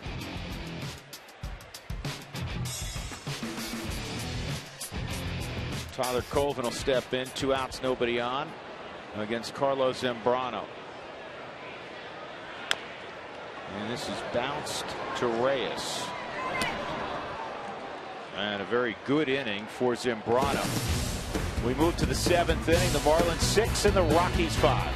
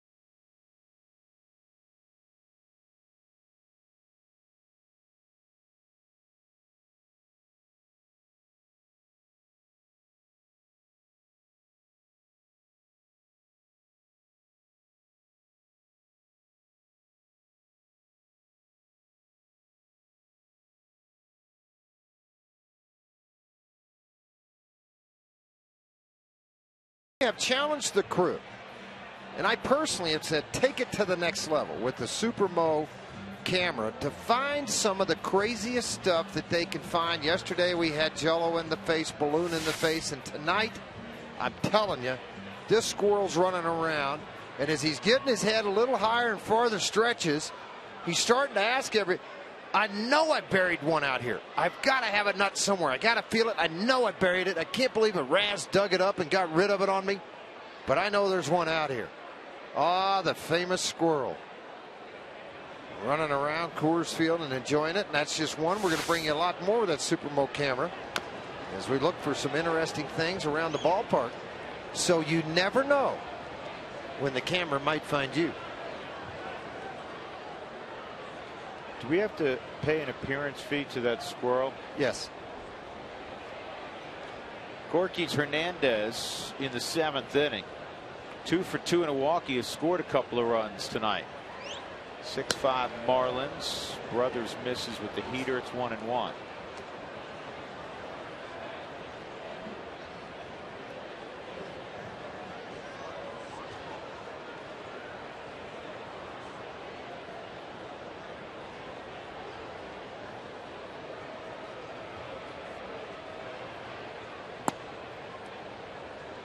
We come up with a name yet for that baby in Charleston? George. Yeah, a better name. Well, the truck said George and not George. I don't think so. They're real creative. You know what? I got one that's I got some baseball. I actually have a Cooper, I have a Bryce, and I have an Easton. His grandchildren and their 2 granddaughters, Ella and Harper. Easton named after the bat company. No. 3-1. On the outside corner, 3-2. But I think, you know, it's what would be a good Southern name? Mizuno. No. That's good.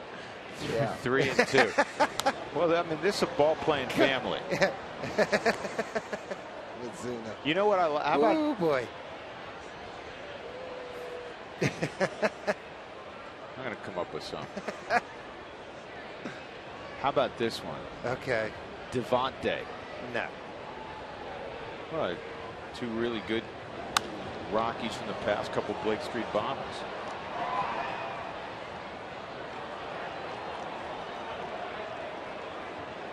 Well, they're obviously Rockies fans because they're watching out of South Carolina. And they are texting our telecast. Tyler Colvin's from South Carolina. So you're Cole. hinting. How about Cole? That's How about not Cole? bad. That's not. Ty's not good, bad. Tyler. No. It's not bad either.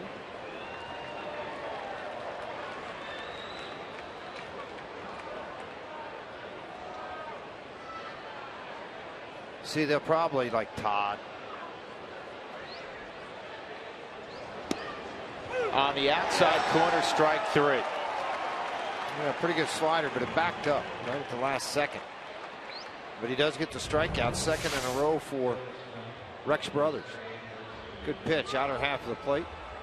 Hitters are going to give up on it because of the fastball. 7th pitch at bat ends up in a strikeout. Brothers came in and got a fly ball and then a strikeout. And another strikeout here. Jose Reyes, a 3-run home run his last time up. He's 1 for 3, hitting .285. Last year he won a batting crown of .337. Did that bother you that he sat out the last day of the season, George? No. That didn't bother me that much. Yeah, everybody invoked the Ted Williams, Sure. 1941 deal, where Ted, his manager said, "Hey, sit out. You're going to hit over 400." He said, "No, I want to play," and he went 6 for 8 in the doubleheader because he was at 399 point above 5, so you would have rounded it off to 400. He wanted to hit 400 legitimately. I would have forgiven him. Me too. George Brett, the last near to get 400. Dougie, what do you have? 398, 399, and Hal McRae was right behind him. No. 390. What was it, Dougie? Nobody hit 398. Doug, look it up on the internet.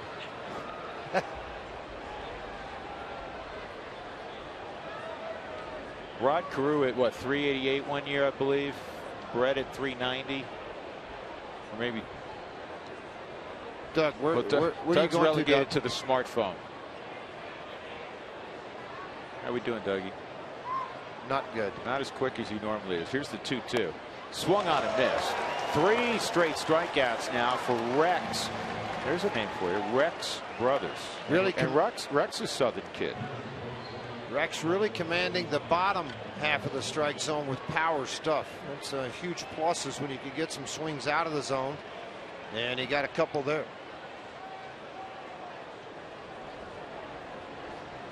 El Caballo with 2 outs and nobody on. 6-5 Marlins. Easy play for Rutledge.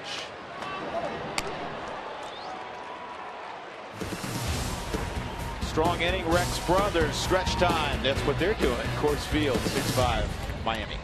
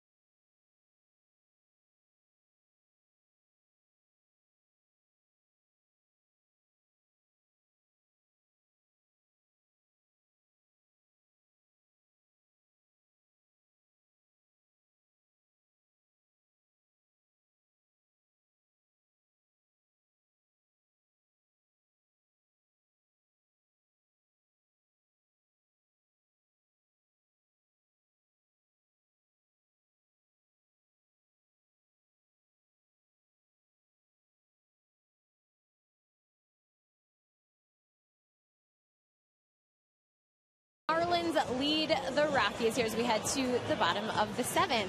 Well, it's a Fan Friday, a wonderful Fan Friday indeed. In fact, I'm going to go to a question from my Facebook page. This one's from Corbu in Minnesota, and it works very well. Hey, we're trying to do some television here. They want to know who Dougie is. Who is Dougie? Well, this, my friends, is Doug Marino. He is not only our resident statistician, our stage manager, our Cracker Jack hander outer. You also have to rein in Drew and George and Jeff Houston on a regular basis. That is tough work. That is the hardest part of the job. I do wear many hats, but of all the things I have to do, that is easily the most difficult. It's keeping those 3 under control. And these 2 always try and throw you under the bus and say, just look it up on the internet, Dougie. I know you don't look it up on the internet. That's all in the old cabeza for you, right? You do a lot of pregame work. Look at all these sticky notes right here. Yep, every day we get ready with lots of information on our sticky notes, so we've got all kinds of stuff ready to go. Today, unfortunately, out here in the Camarena loft, the internet doesn't work. So it's going back to the 90s, early 90s, not mid-90s. That's right. You know, you have to prepare a different way when you know you're not going to have the internet, but it's still baseball, and you know what you know, and you do what you do. Well, you do a great job at it. That's enough television of the hippie. Hey, thanks, Doug, for your time. And I hope that answers Corbu's question out there. This is Dougie, right here. A star is born once again. No, he was a star when we started letting everybody know who he was in the booth about 9-10 years ago. Junior pulls it through the hole, and another base hit for Ewok.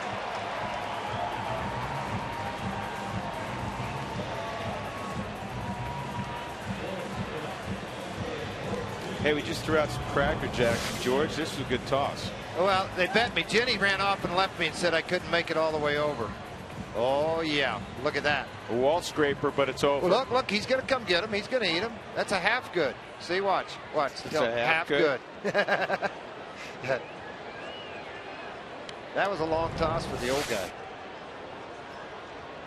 But it was fun, as always. Rockies down a run, speed at first. Zambrano against Josh Rutledge now. If the Rockies take the lead here, you would see Belisle. If not, you'll see Will Harris. They're both warming up in the Rockies bullpen now. Harris got his first major league win, 2 hitless shutout innings against Milwaukee. Matt Belisle worked a good 8th inning last night to push it on over to Betancourt.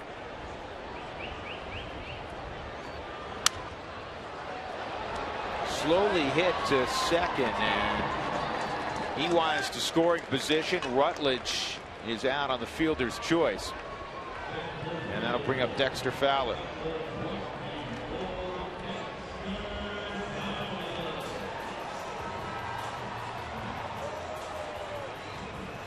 Marlins only have one left-hander. That's Dunn, who's down in their bullpen. So Ozzie will pick his spot to use him. He's not warming up now. The right-hander, and he is going now. Dunn, the left-hander's warming up.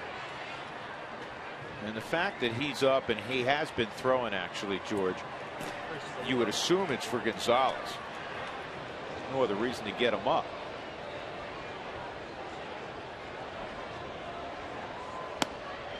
On the outside corner, a strike. Well, Bell's going to more than likely close the 9th. Heath Bell here, Seashake. So now you pick your spot. Carlos hits in the 7th. More than likely you'll see him again in the 9th inning. So where do you want to utilize your lefty? 0-1 on Dex, 2 for 2 and a sacrifice. He fouls that back. Fowler's average creeping back toward 300. He's at 297. I got to tell you what, the loft is cranking Jammed right up now. up here. They're having a little bit of fun up here right now, aren't they? A little bit.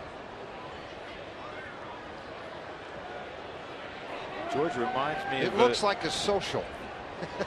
It reminds me of the pictures you showed me when you used to frequent Studio 54 back in your Yankee days. That was a while back. There's too many lights up here for that.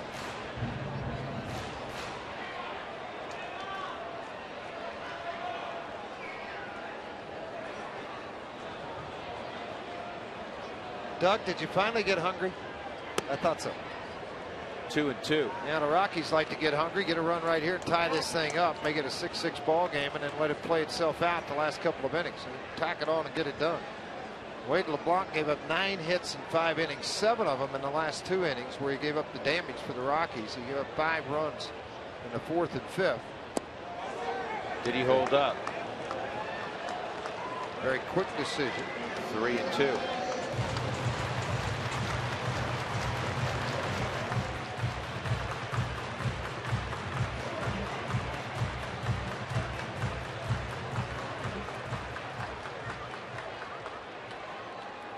Rockies down a run. EY at second with 1 out. 3-2 on Fowler. Strike 3. Zambrano freezes Dexter, and now it'll be left to Gonzalez. Let's see how this will be handled. Here comes Ozzie, so he's going to bring in Dunn. Now Ozzie going by the book here of not walking the go-ahead run to first, but you could have walked them and then faced Willeen Rosario right on right with Zambrano and avoided, saved your lefty for later in the ball game. But Ozzie chose to go this way and not add that extra runner. And Carlos Zambrano did a solid job. 2 outs, runner at second. Back in a moment.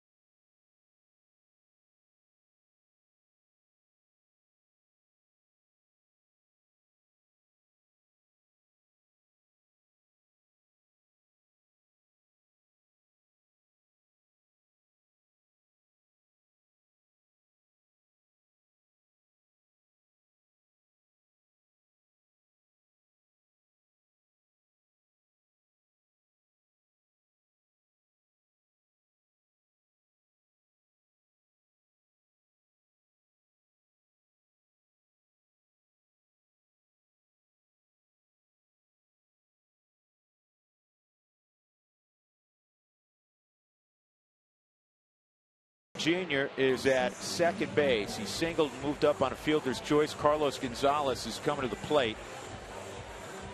And the new pitcher is Mike Dunn.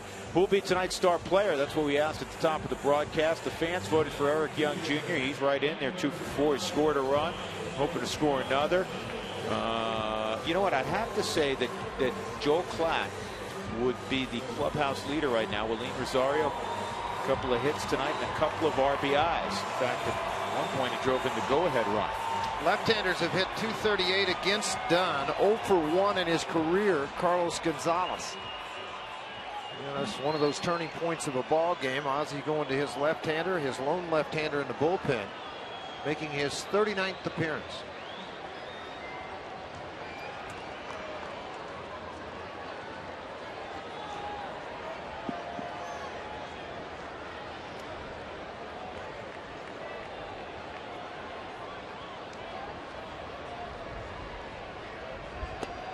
Slider misses, ball 1. Dunn has also pitched for the Yankees, albeit briefly in 2009, Atlanta, and last year Florida.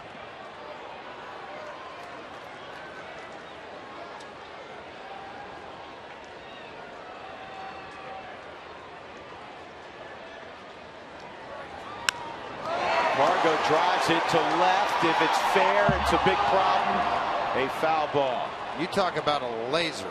And from where Drew and I are, we couldn't tell whether that's going to be fair or foul. But when a ball hits the outfield wall and ricochets back 75 to 100 feet, you know it's been hit hard. Watch the flight of this ball. It's going to catch just foul. And here it comes back to the other way.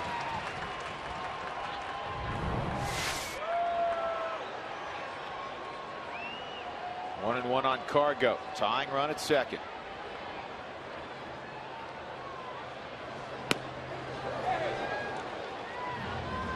A display of a pretty good arm. 94-mile-an-hour fastball. 4-seam. Stayed clean and true. Missed in. Dunn originally came to the Marlins. Hey. Part of the Dan Uggla deal.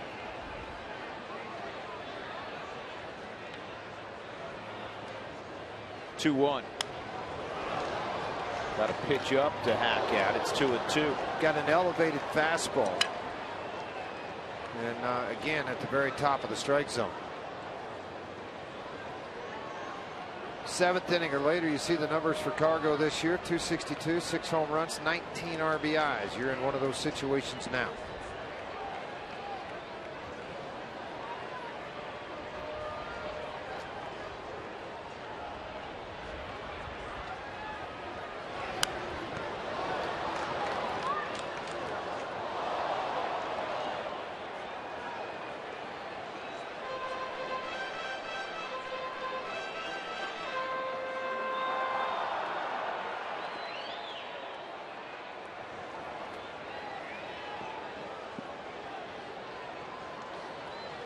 Two and two.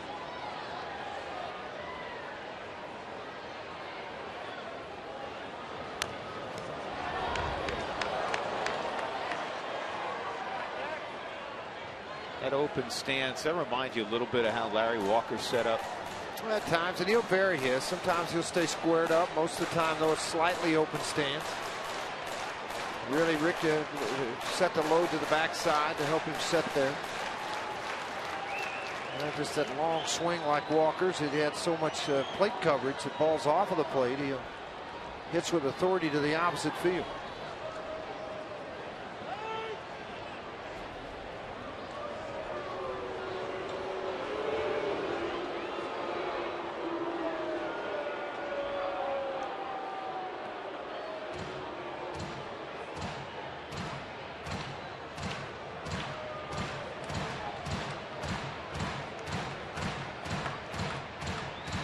First year for Ozzie in Miami after a number of interesting years in Chicago with the White Sox. And a lot of winning years, a world championship there. They hope that's what would happen here. They spent a lot of money and it hasn't yet. And he struck him out on high heat. Young is left at second. We turn the page to inning number 8. The Marlins 6, the Rockies 5.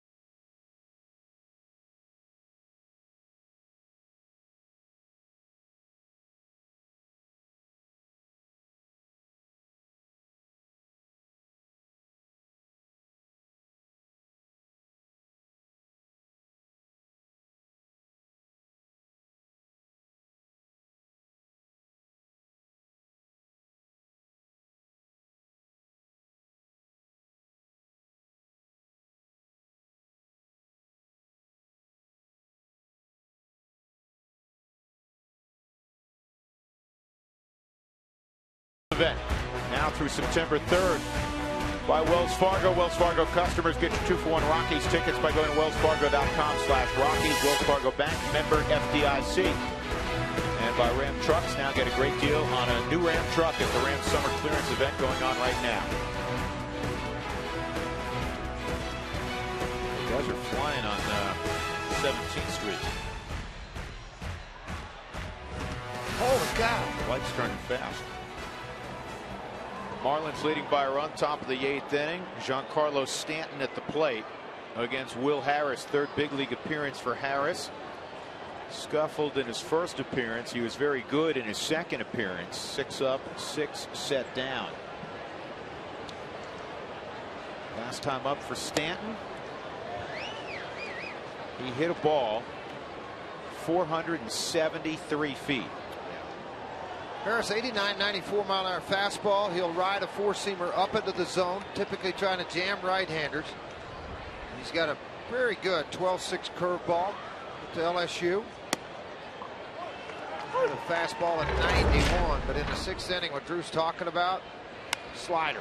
Stayed a little bit above the knee. Renicky knew it when it left the hand.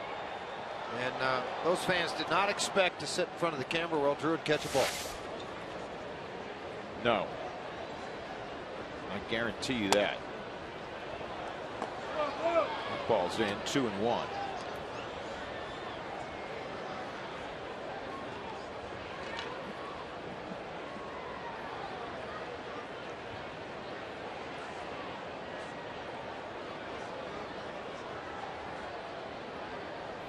Trying to run the heater in on the hands, don't let him extend. Pretty good fastball at 92. Much better location down in the zone by Harris. Trying to work him in. Well, they threw one curveball to start him off, and it was very high, like it almost flew out of the hand. A lot of times you don't get a grip on a windy night at Coors Field. And Harris gets Stanton to chase out of the zone, up and in. 6'8". A lot of times you can get a guy to get up out of his stance. And what you do is you straighten the backside up, and they can't catch up to this ball even at 88. But it was at 92, and they didn't get a hand on it. Ball was by him. He missed that ball by 4 inches. Donovan Solano, a triple his last time up, 1 for 3. Nice job by Rex Brothers, inning at 2/3, no hits, and 3 strikeouts.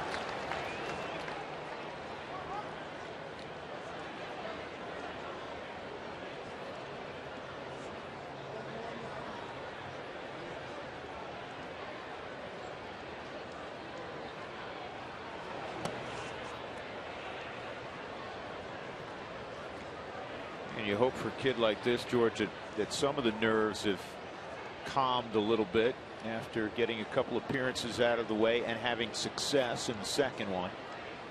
Well, he's been through an awful lot with the injury to the elbow. It set an awful long time, and you know, to get that opportunity, never pitched really above high A till he went to Tulsa this year. And then midway through the season, he and Cody Woods both moved along with Nick Smith to AAA. And quite honestly, Harris outpitched everybody, threw the ball very well down there.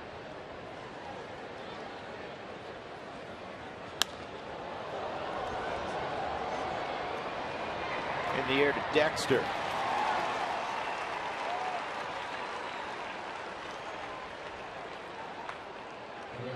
Get your tickets for Faith Day, August 19th, with the post-game concert by Third Day, presented by Grand Canyon University. Interesting note given to me by Doug. The Marlins have lost 7 games this year while leading after the 7th. A little bit of failures of that bullpen. Heath Bell's struggle as a closer. Gil Velasquez 0 for 3. He's hit a ground ball at every member of the infield with the exception of the first baseman.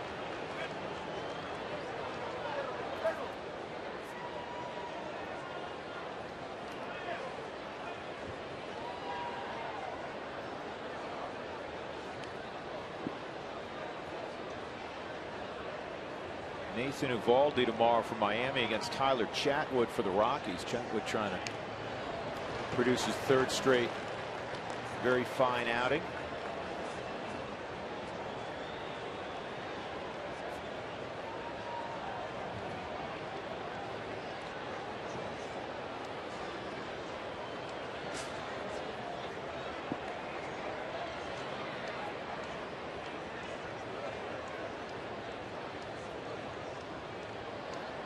Oh, 2.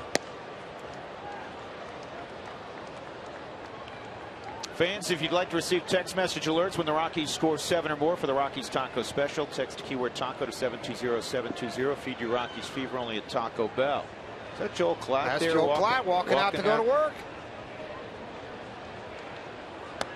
Swung on and missed. Will Harris, 2 punch outs in a 1-2-3 8th inning.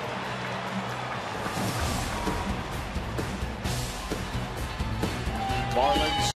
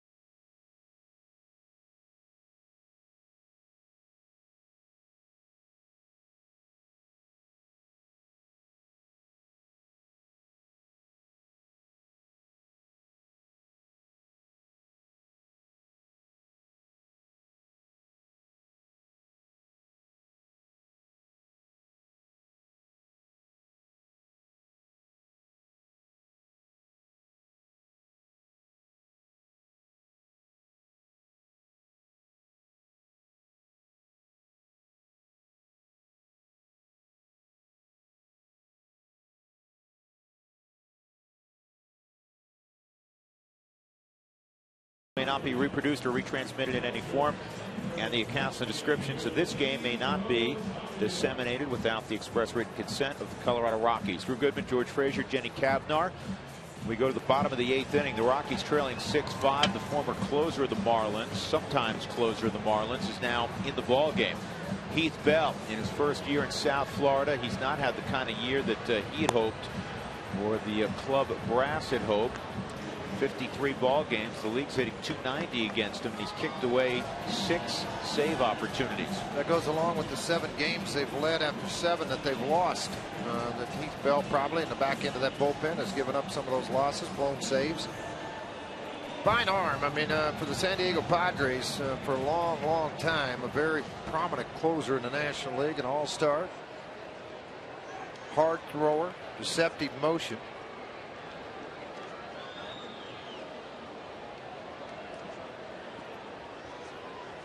.4-3, 15 saves, 363 earned run average, and 51 strikeouts in 44 innings in his career. Haven't seen that before, have you? Well, and you know, Drew, I'm not trying to be critical here, but I'm going to be very honest right here. This young man can hit a ball like Stanton can hit one, and you're down 1 into the 8th inning. I'd really like to see him swing away. I couldn't agree with you more. I mean, there's a time where maybe you want to see Willeen throw that out there to get on base, but I want to see him take 3 hacks here. 25,614 at Coors Field on a Friday night. He got a hanging slider and he missed it. Popped it up left side. Velasquez makes the catch, 1 out. Should have bunted, George. Why not? You know, the third baseman is back. What? I'm kidding.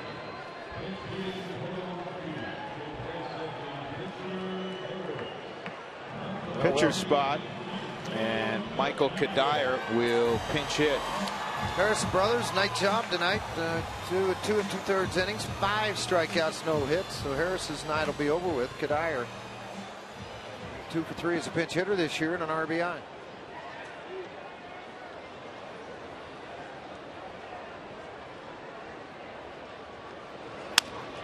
On the ground to third. To God, Chris Nelson will take his turn.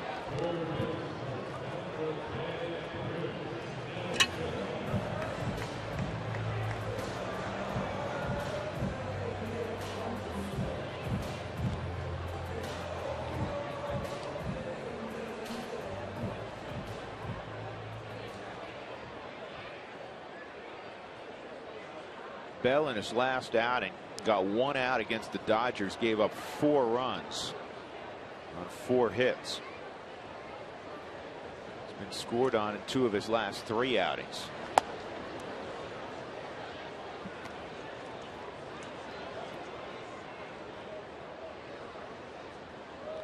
Over the last 3+ years, nobody has saved more games in baseball than Heath Bell. He's got 151 saves.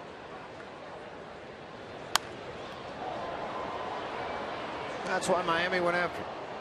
You know, they had the, what was it, the wrong identity name change guy? Who was that?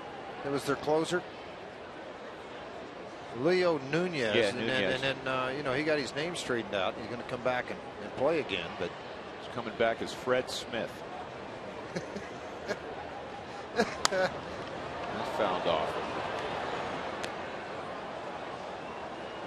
And no, don't use that name for your baby in South Carolina. Leo Nunez or Fred Smith. We'll pick another.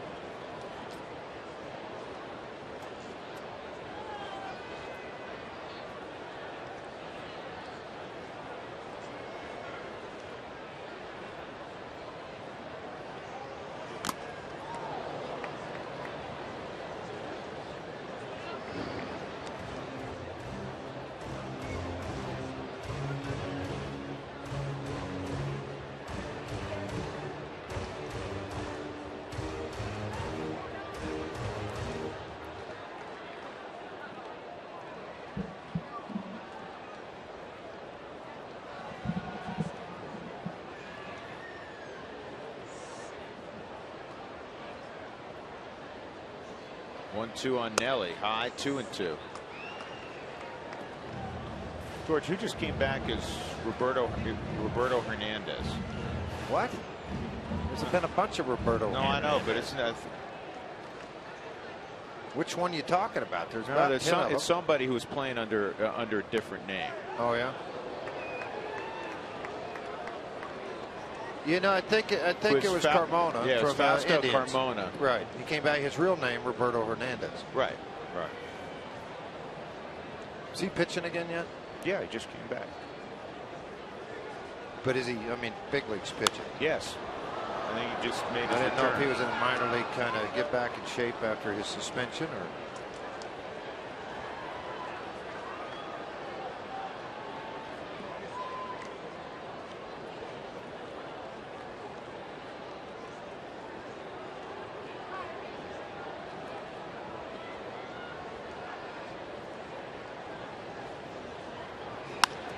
Back up the middle, base hit. Good at bat for Chris Nelson. We'll save an 8th inning AB for DJ LeMahieu.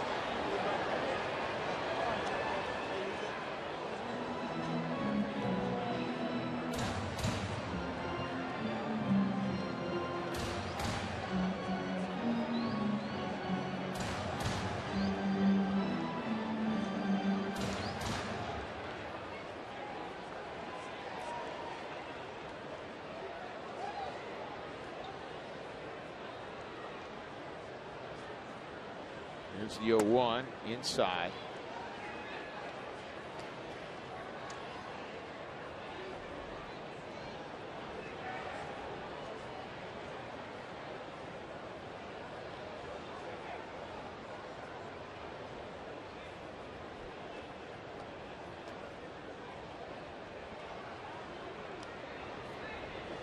Hernandez now with Cleveland, George, by the way. He went 6 innings the other day.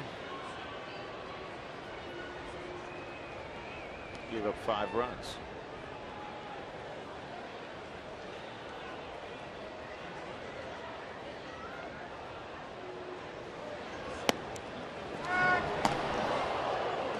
Nelly got back in.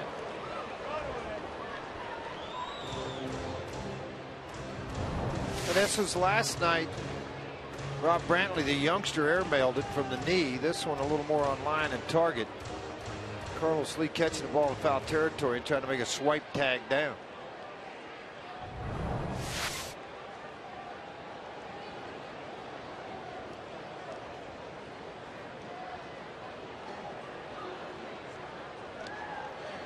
Trying to keep things intact in a running count at 2-1, 2 outs. You trail by a run. A motion situation going with a runner going and put the ball to the right side.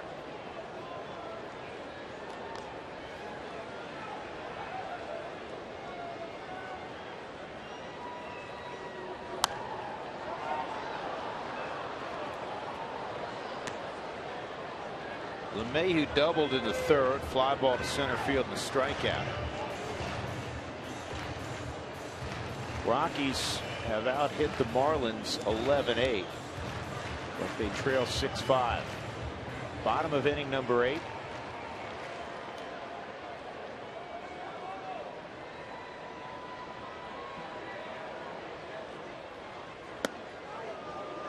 Rockies have had a couple of leads in this game, 2-1 and 5-4.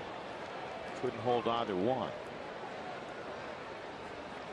Jeff Francis, the starter. Jeff went 5 innings, gave up 4 runs on 5 hits, walked 1, struck out 3. Josh Renicky in a 1/3 of an inning gave up a couple of runs on 3 hits. Brothers was good, inning and 2/3, 3 punch outs. Will Harris was good, 1 clean inning, a couple of punch outs as well. Nelson with 2 outs in the 8th inning at first base. And LeMahieu slices that one into the seats foul.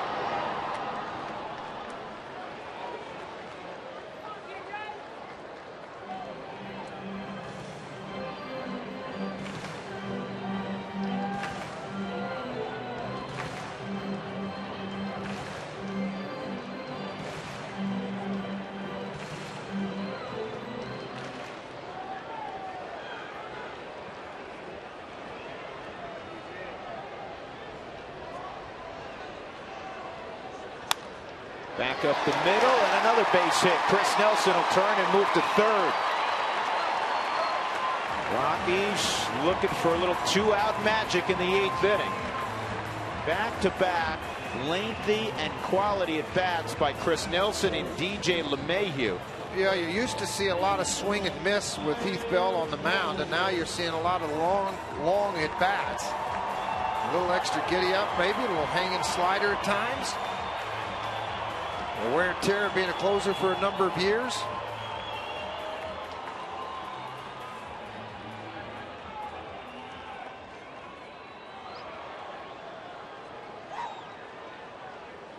Tyler Colvin, second at bat since entering the ball game in a double switch. He bounced as short his first time up. Has never faced Heath Bell. That surprises me. Bell reached back for a little extra there. Missed at 95. Colvin's riding a 6-game hitting streak in which he's produced a .360 average and 5 ribbies. Bell, the former Met, came to stardom with the San Diego Padres.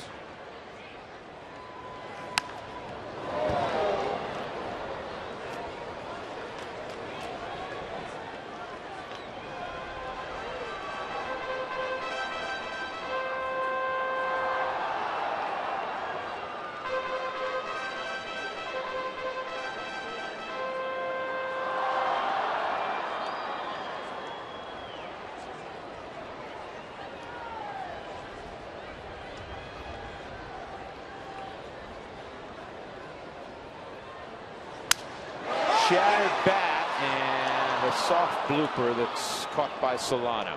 So the Rockies will lead 2 on in the 8th. We move to the 9th inning. The Marlins 6 and the Rockies 5. Back to 20 to Blake after this.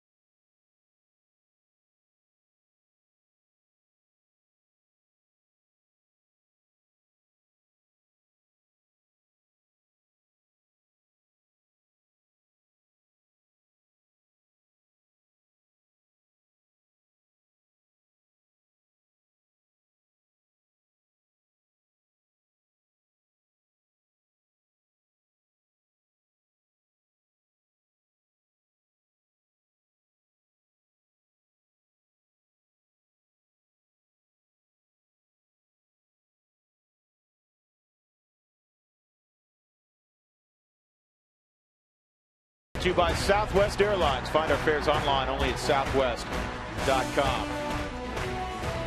Crowd of more than 25,000 tonight at Coors Field. The Rockies trying to win for the 5th consecutive time. They'll have to do it in the 9th, though. They're down 6-5 as we check in a little bit below us and to the right at our pre and post game set. Joel Klatt situated. Joel, what's going on, Drew? Hey, little visiting history tonight at Coors Field. What is it? Well, you're going to have to tune into the post game show. Plus, game of inches. That ball cargo almost had Jose Reyes. That ends up being a home run right now. It's the difference in the ball game. That 3-run home run for Jose Reyes.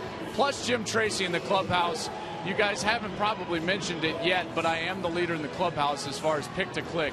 Willeen Rosario, 2 hits, 2 RBIs. I'll toss it back to you at that. No, don't worry about it. You'll be all right. You're just throwing out your own opinion about yourself here again. 2 hits, 2 RBIs. I think that's pretty good. Well, actually, I Joel, thought you did a great job, Joel. I was right there with you with your pick. I think you did wonderful. Joel, I appreciate that, Joel. George. If you were was rooting you on the whole way. If you were listening to the whole broadcast, I actually mentioned that you were probably the leader in the clubhouse. But now I'm going to change my opinion. This kind of looks. You know what this looks like? We're not going for self-promotion. You know what all this looks like up here like this, the way we're sitting and watching the game and everything? It reminds me of the den in your house. Yeah? Yeah, like this. The high roof and everything, and the big bar in the back, and like 30 TVs and everything. Mm-hmm. Very reminiscent of that, isn't it? The Camarena Loft. Often confused with the Goodman Loft, yes. Yeah, there you go. Matt Reynolds is on the hill right now. He's come on after an excellent job by Will Harris and Rex Brothers. The last lefty in the Rockies bullpen going to come in and try to close things up here in the ninth. Not allowing any more damage. Colson will make the catch on Buck, 1 out. Well, thanks to all the folks up here in the Camarena Loft taking good care of us again, and more importantly than us, taking good care of a couple hundred folks who are up here enjoying the ball game and the good food and the good drink. So great location to watch the ball game. And we're not out here that frequently. We come out a couple times a year. We were at Dodger Stadium last week, and Dodger Stadium is the biggest venue in baseball. It's a beautiful venue. It really is. And Coors Field, I don't know if people realize this. We told you it's now the 3rd oldest stadium in the National League behind Wrigley and Dodger Stadium. It's also one of the biggest stadiums in baseball. It holds over 50,000. And when you're looking at it from our perspective out here at the Camarena Loft, you see, man, if you take the field for the first time in the big leagues, as Josh Rutledge recently did, and some other kids, Will Harris, you look up and you say, man, that's a far cry from double and triple A. Yeah, big yard here. It really is. And I think, for you to get here, great fans. And the Rockies having a bad season this year with the record at 45-71 coming into tonight's telecast, but you still have the fans showing up and rooting on their favorite players. And you don't have a lot of that in a lot of other cities, I can tell you that.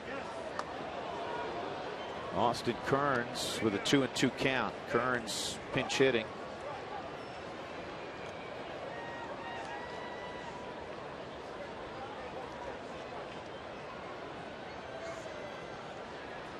Got it. Nasty slider. Good pitch. 2 outs. Brian Peterson coming up. Top of the Coors Light Cold Hard Blast. Well, Giancarlo Stanton wins this award a lot of nights. He's played 5 ball games at Coors Field. He has hit at least 1 home run in each ball game, and every one of them has been a monstrous shot. That one went 473 feet. I told you earlier, the shortest home run he's ever hit at Coors Field went 435. Peterson's 0 for 4, and he takes a bender for a strike. In the bottom of the 9th inning, the Rockies will have the top of the order. Eric Young Jr., Josh Rutledge, Dexter Fowler, and next in line would be Carlos Gonzalez.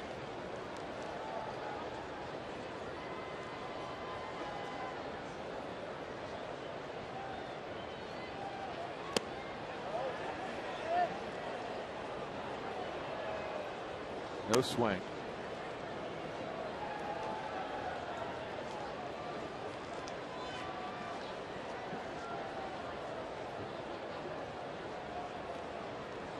Steve Cishek will be asked to close out the ball game. This is Luke to left. Right there is Cargo. A 1-2-3 inning in the 9th for Reynolds. So the Rockies will try to pull out some Loto magic when we come back.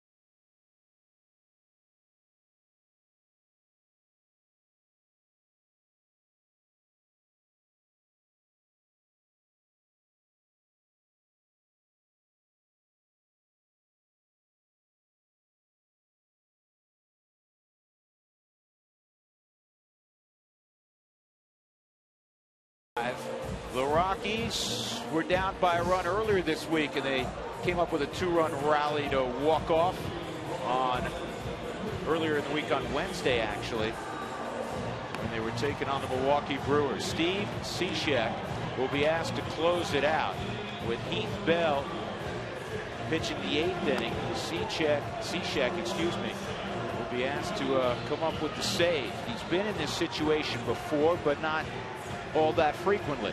Last 19 appearances allowed just 1 run and has gone 6 for 6 in those time frame and save opportunities.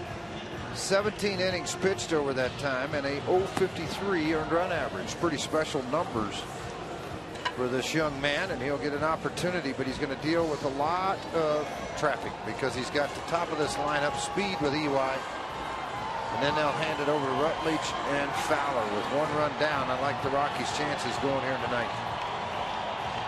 Well, Junior's had another multi-hit ball game. What's new? 2 for 4.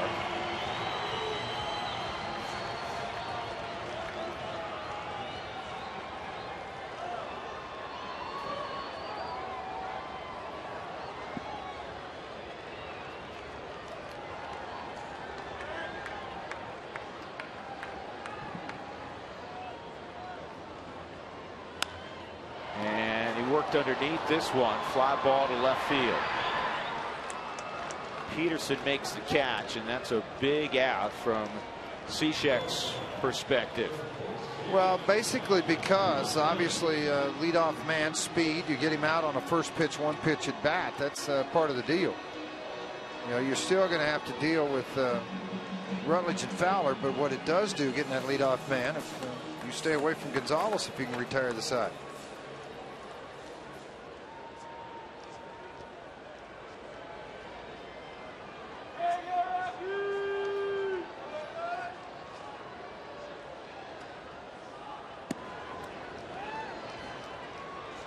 Ball 1 on Rutledge, 2 for 4 tonight. Good arm strength, 94 miles an hour from an odd angle. You don't see it often under the submarine or sidearm delivery of what he has to offer. 94, 93 behind 2-0.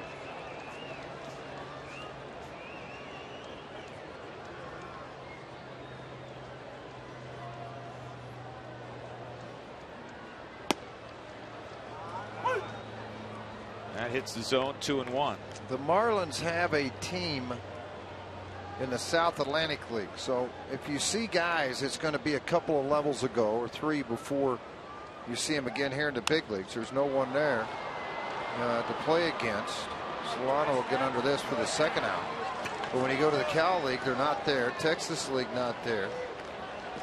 The AAA affiliate in New Orleans. So, you know, you just for Rutledge and these guys, you might see them in low A, but you don't see them a couple of times until they get here to the big leagues. Maybe a different guy. And Rutledge never played in the Sally League.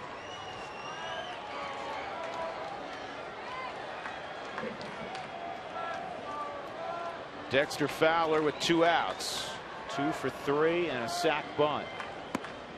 That's on the corner, changeup. Well, a young man comes in, throws strikes. I'll give him credit for that. First time I've seen him in person in a big league ball game. He's thrown 6 pitches, 2 outs, 4 of those for strikes. Pretty good giddy up again at 94. It's 0-2. Giddy up with movement's a good thing when you're throwing it over the plate for strikes.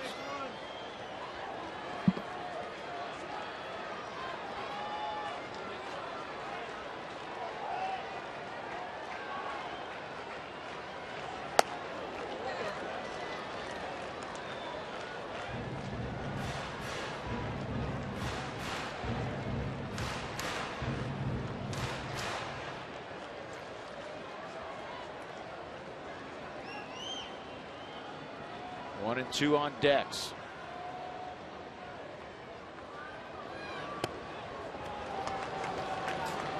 Gonzalez on deck. Rockies in the 8th inning at first and third with 2 outs. They got Young to second with 1 out in the 7th. Could not get the equalizer. Swung on and missed. And that's the ball game. The Marlins hang on. They win 6-5. Cishek with the save, and Ozzie Guillen's team has stopped the Rockies' win streak at 4 ball games. LeBlanc gets the win. He's 2-2. Renicky takes the loss. He is 4-1. That is the 8th save for Cishek. Tonight's delivery of the game is brought to you by Jimmy John's, America's favorite sandwich delivery guys. Well, Giancarlo Stanton, one of the most exciting players in the game to watch. And he hit another monster shot. 473 feet of home run tonight. He hit a long one last night. Visit JimmyJohns.com to find a location near you. Final score, the Marlins at Coors Field tonight, 6-5 over the Rockies. We invite you to stick around. The Toyota postgame show is next.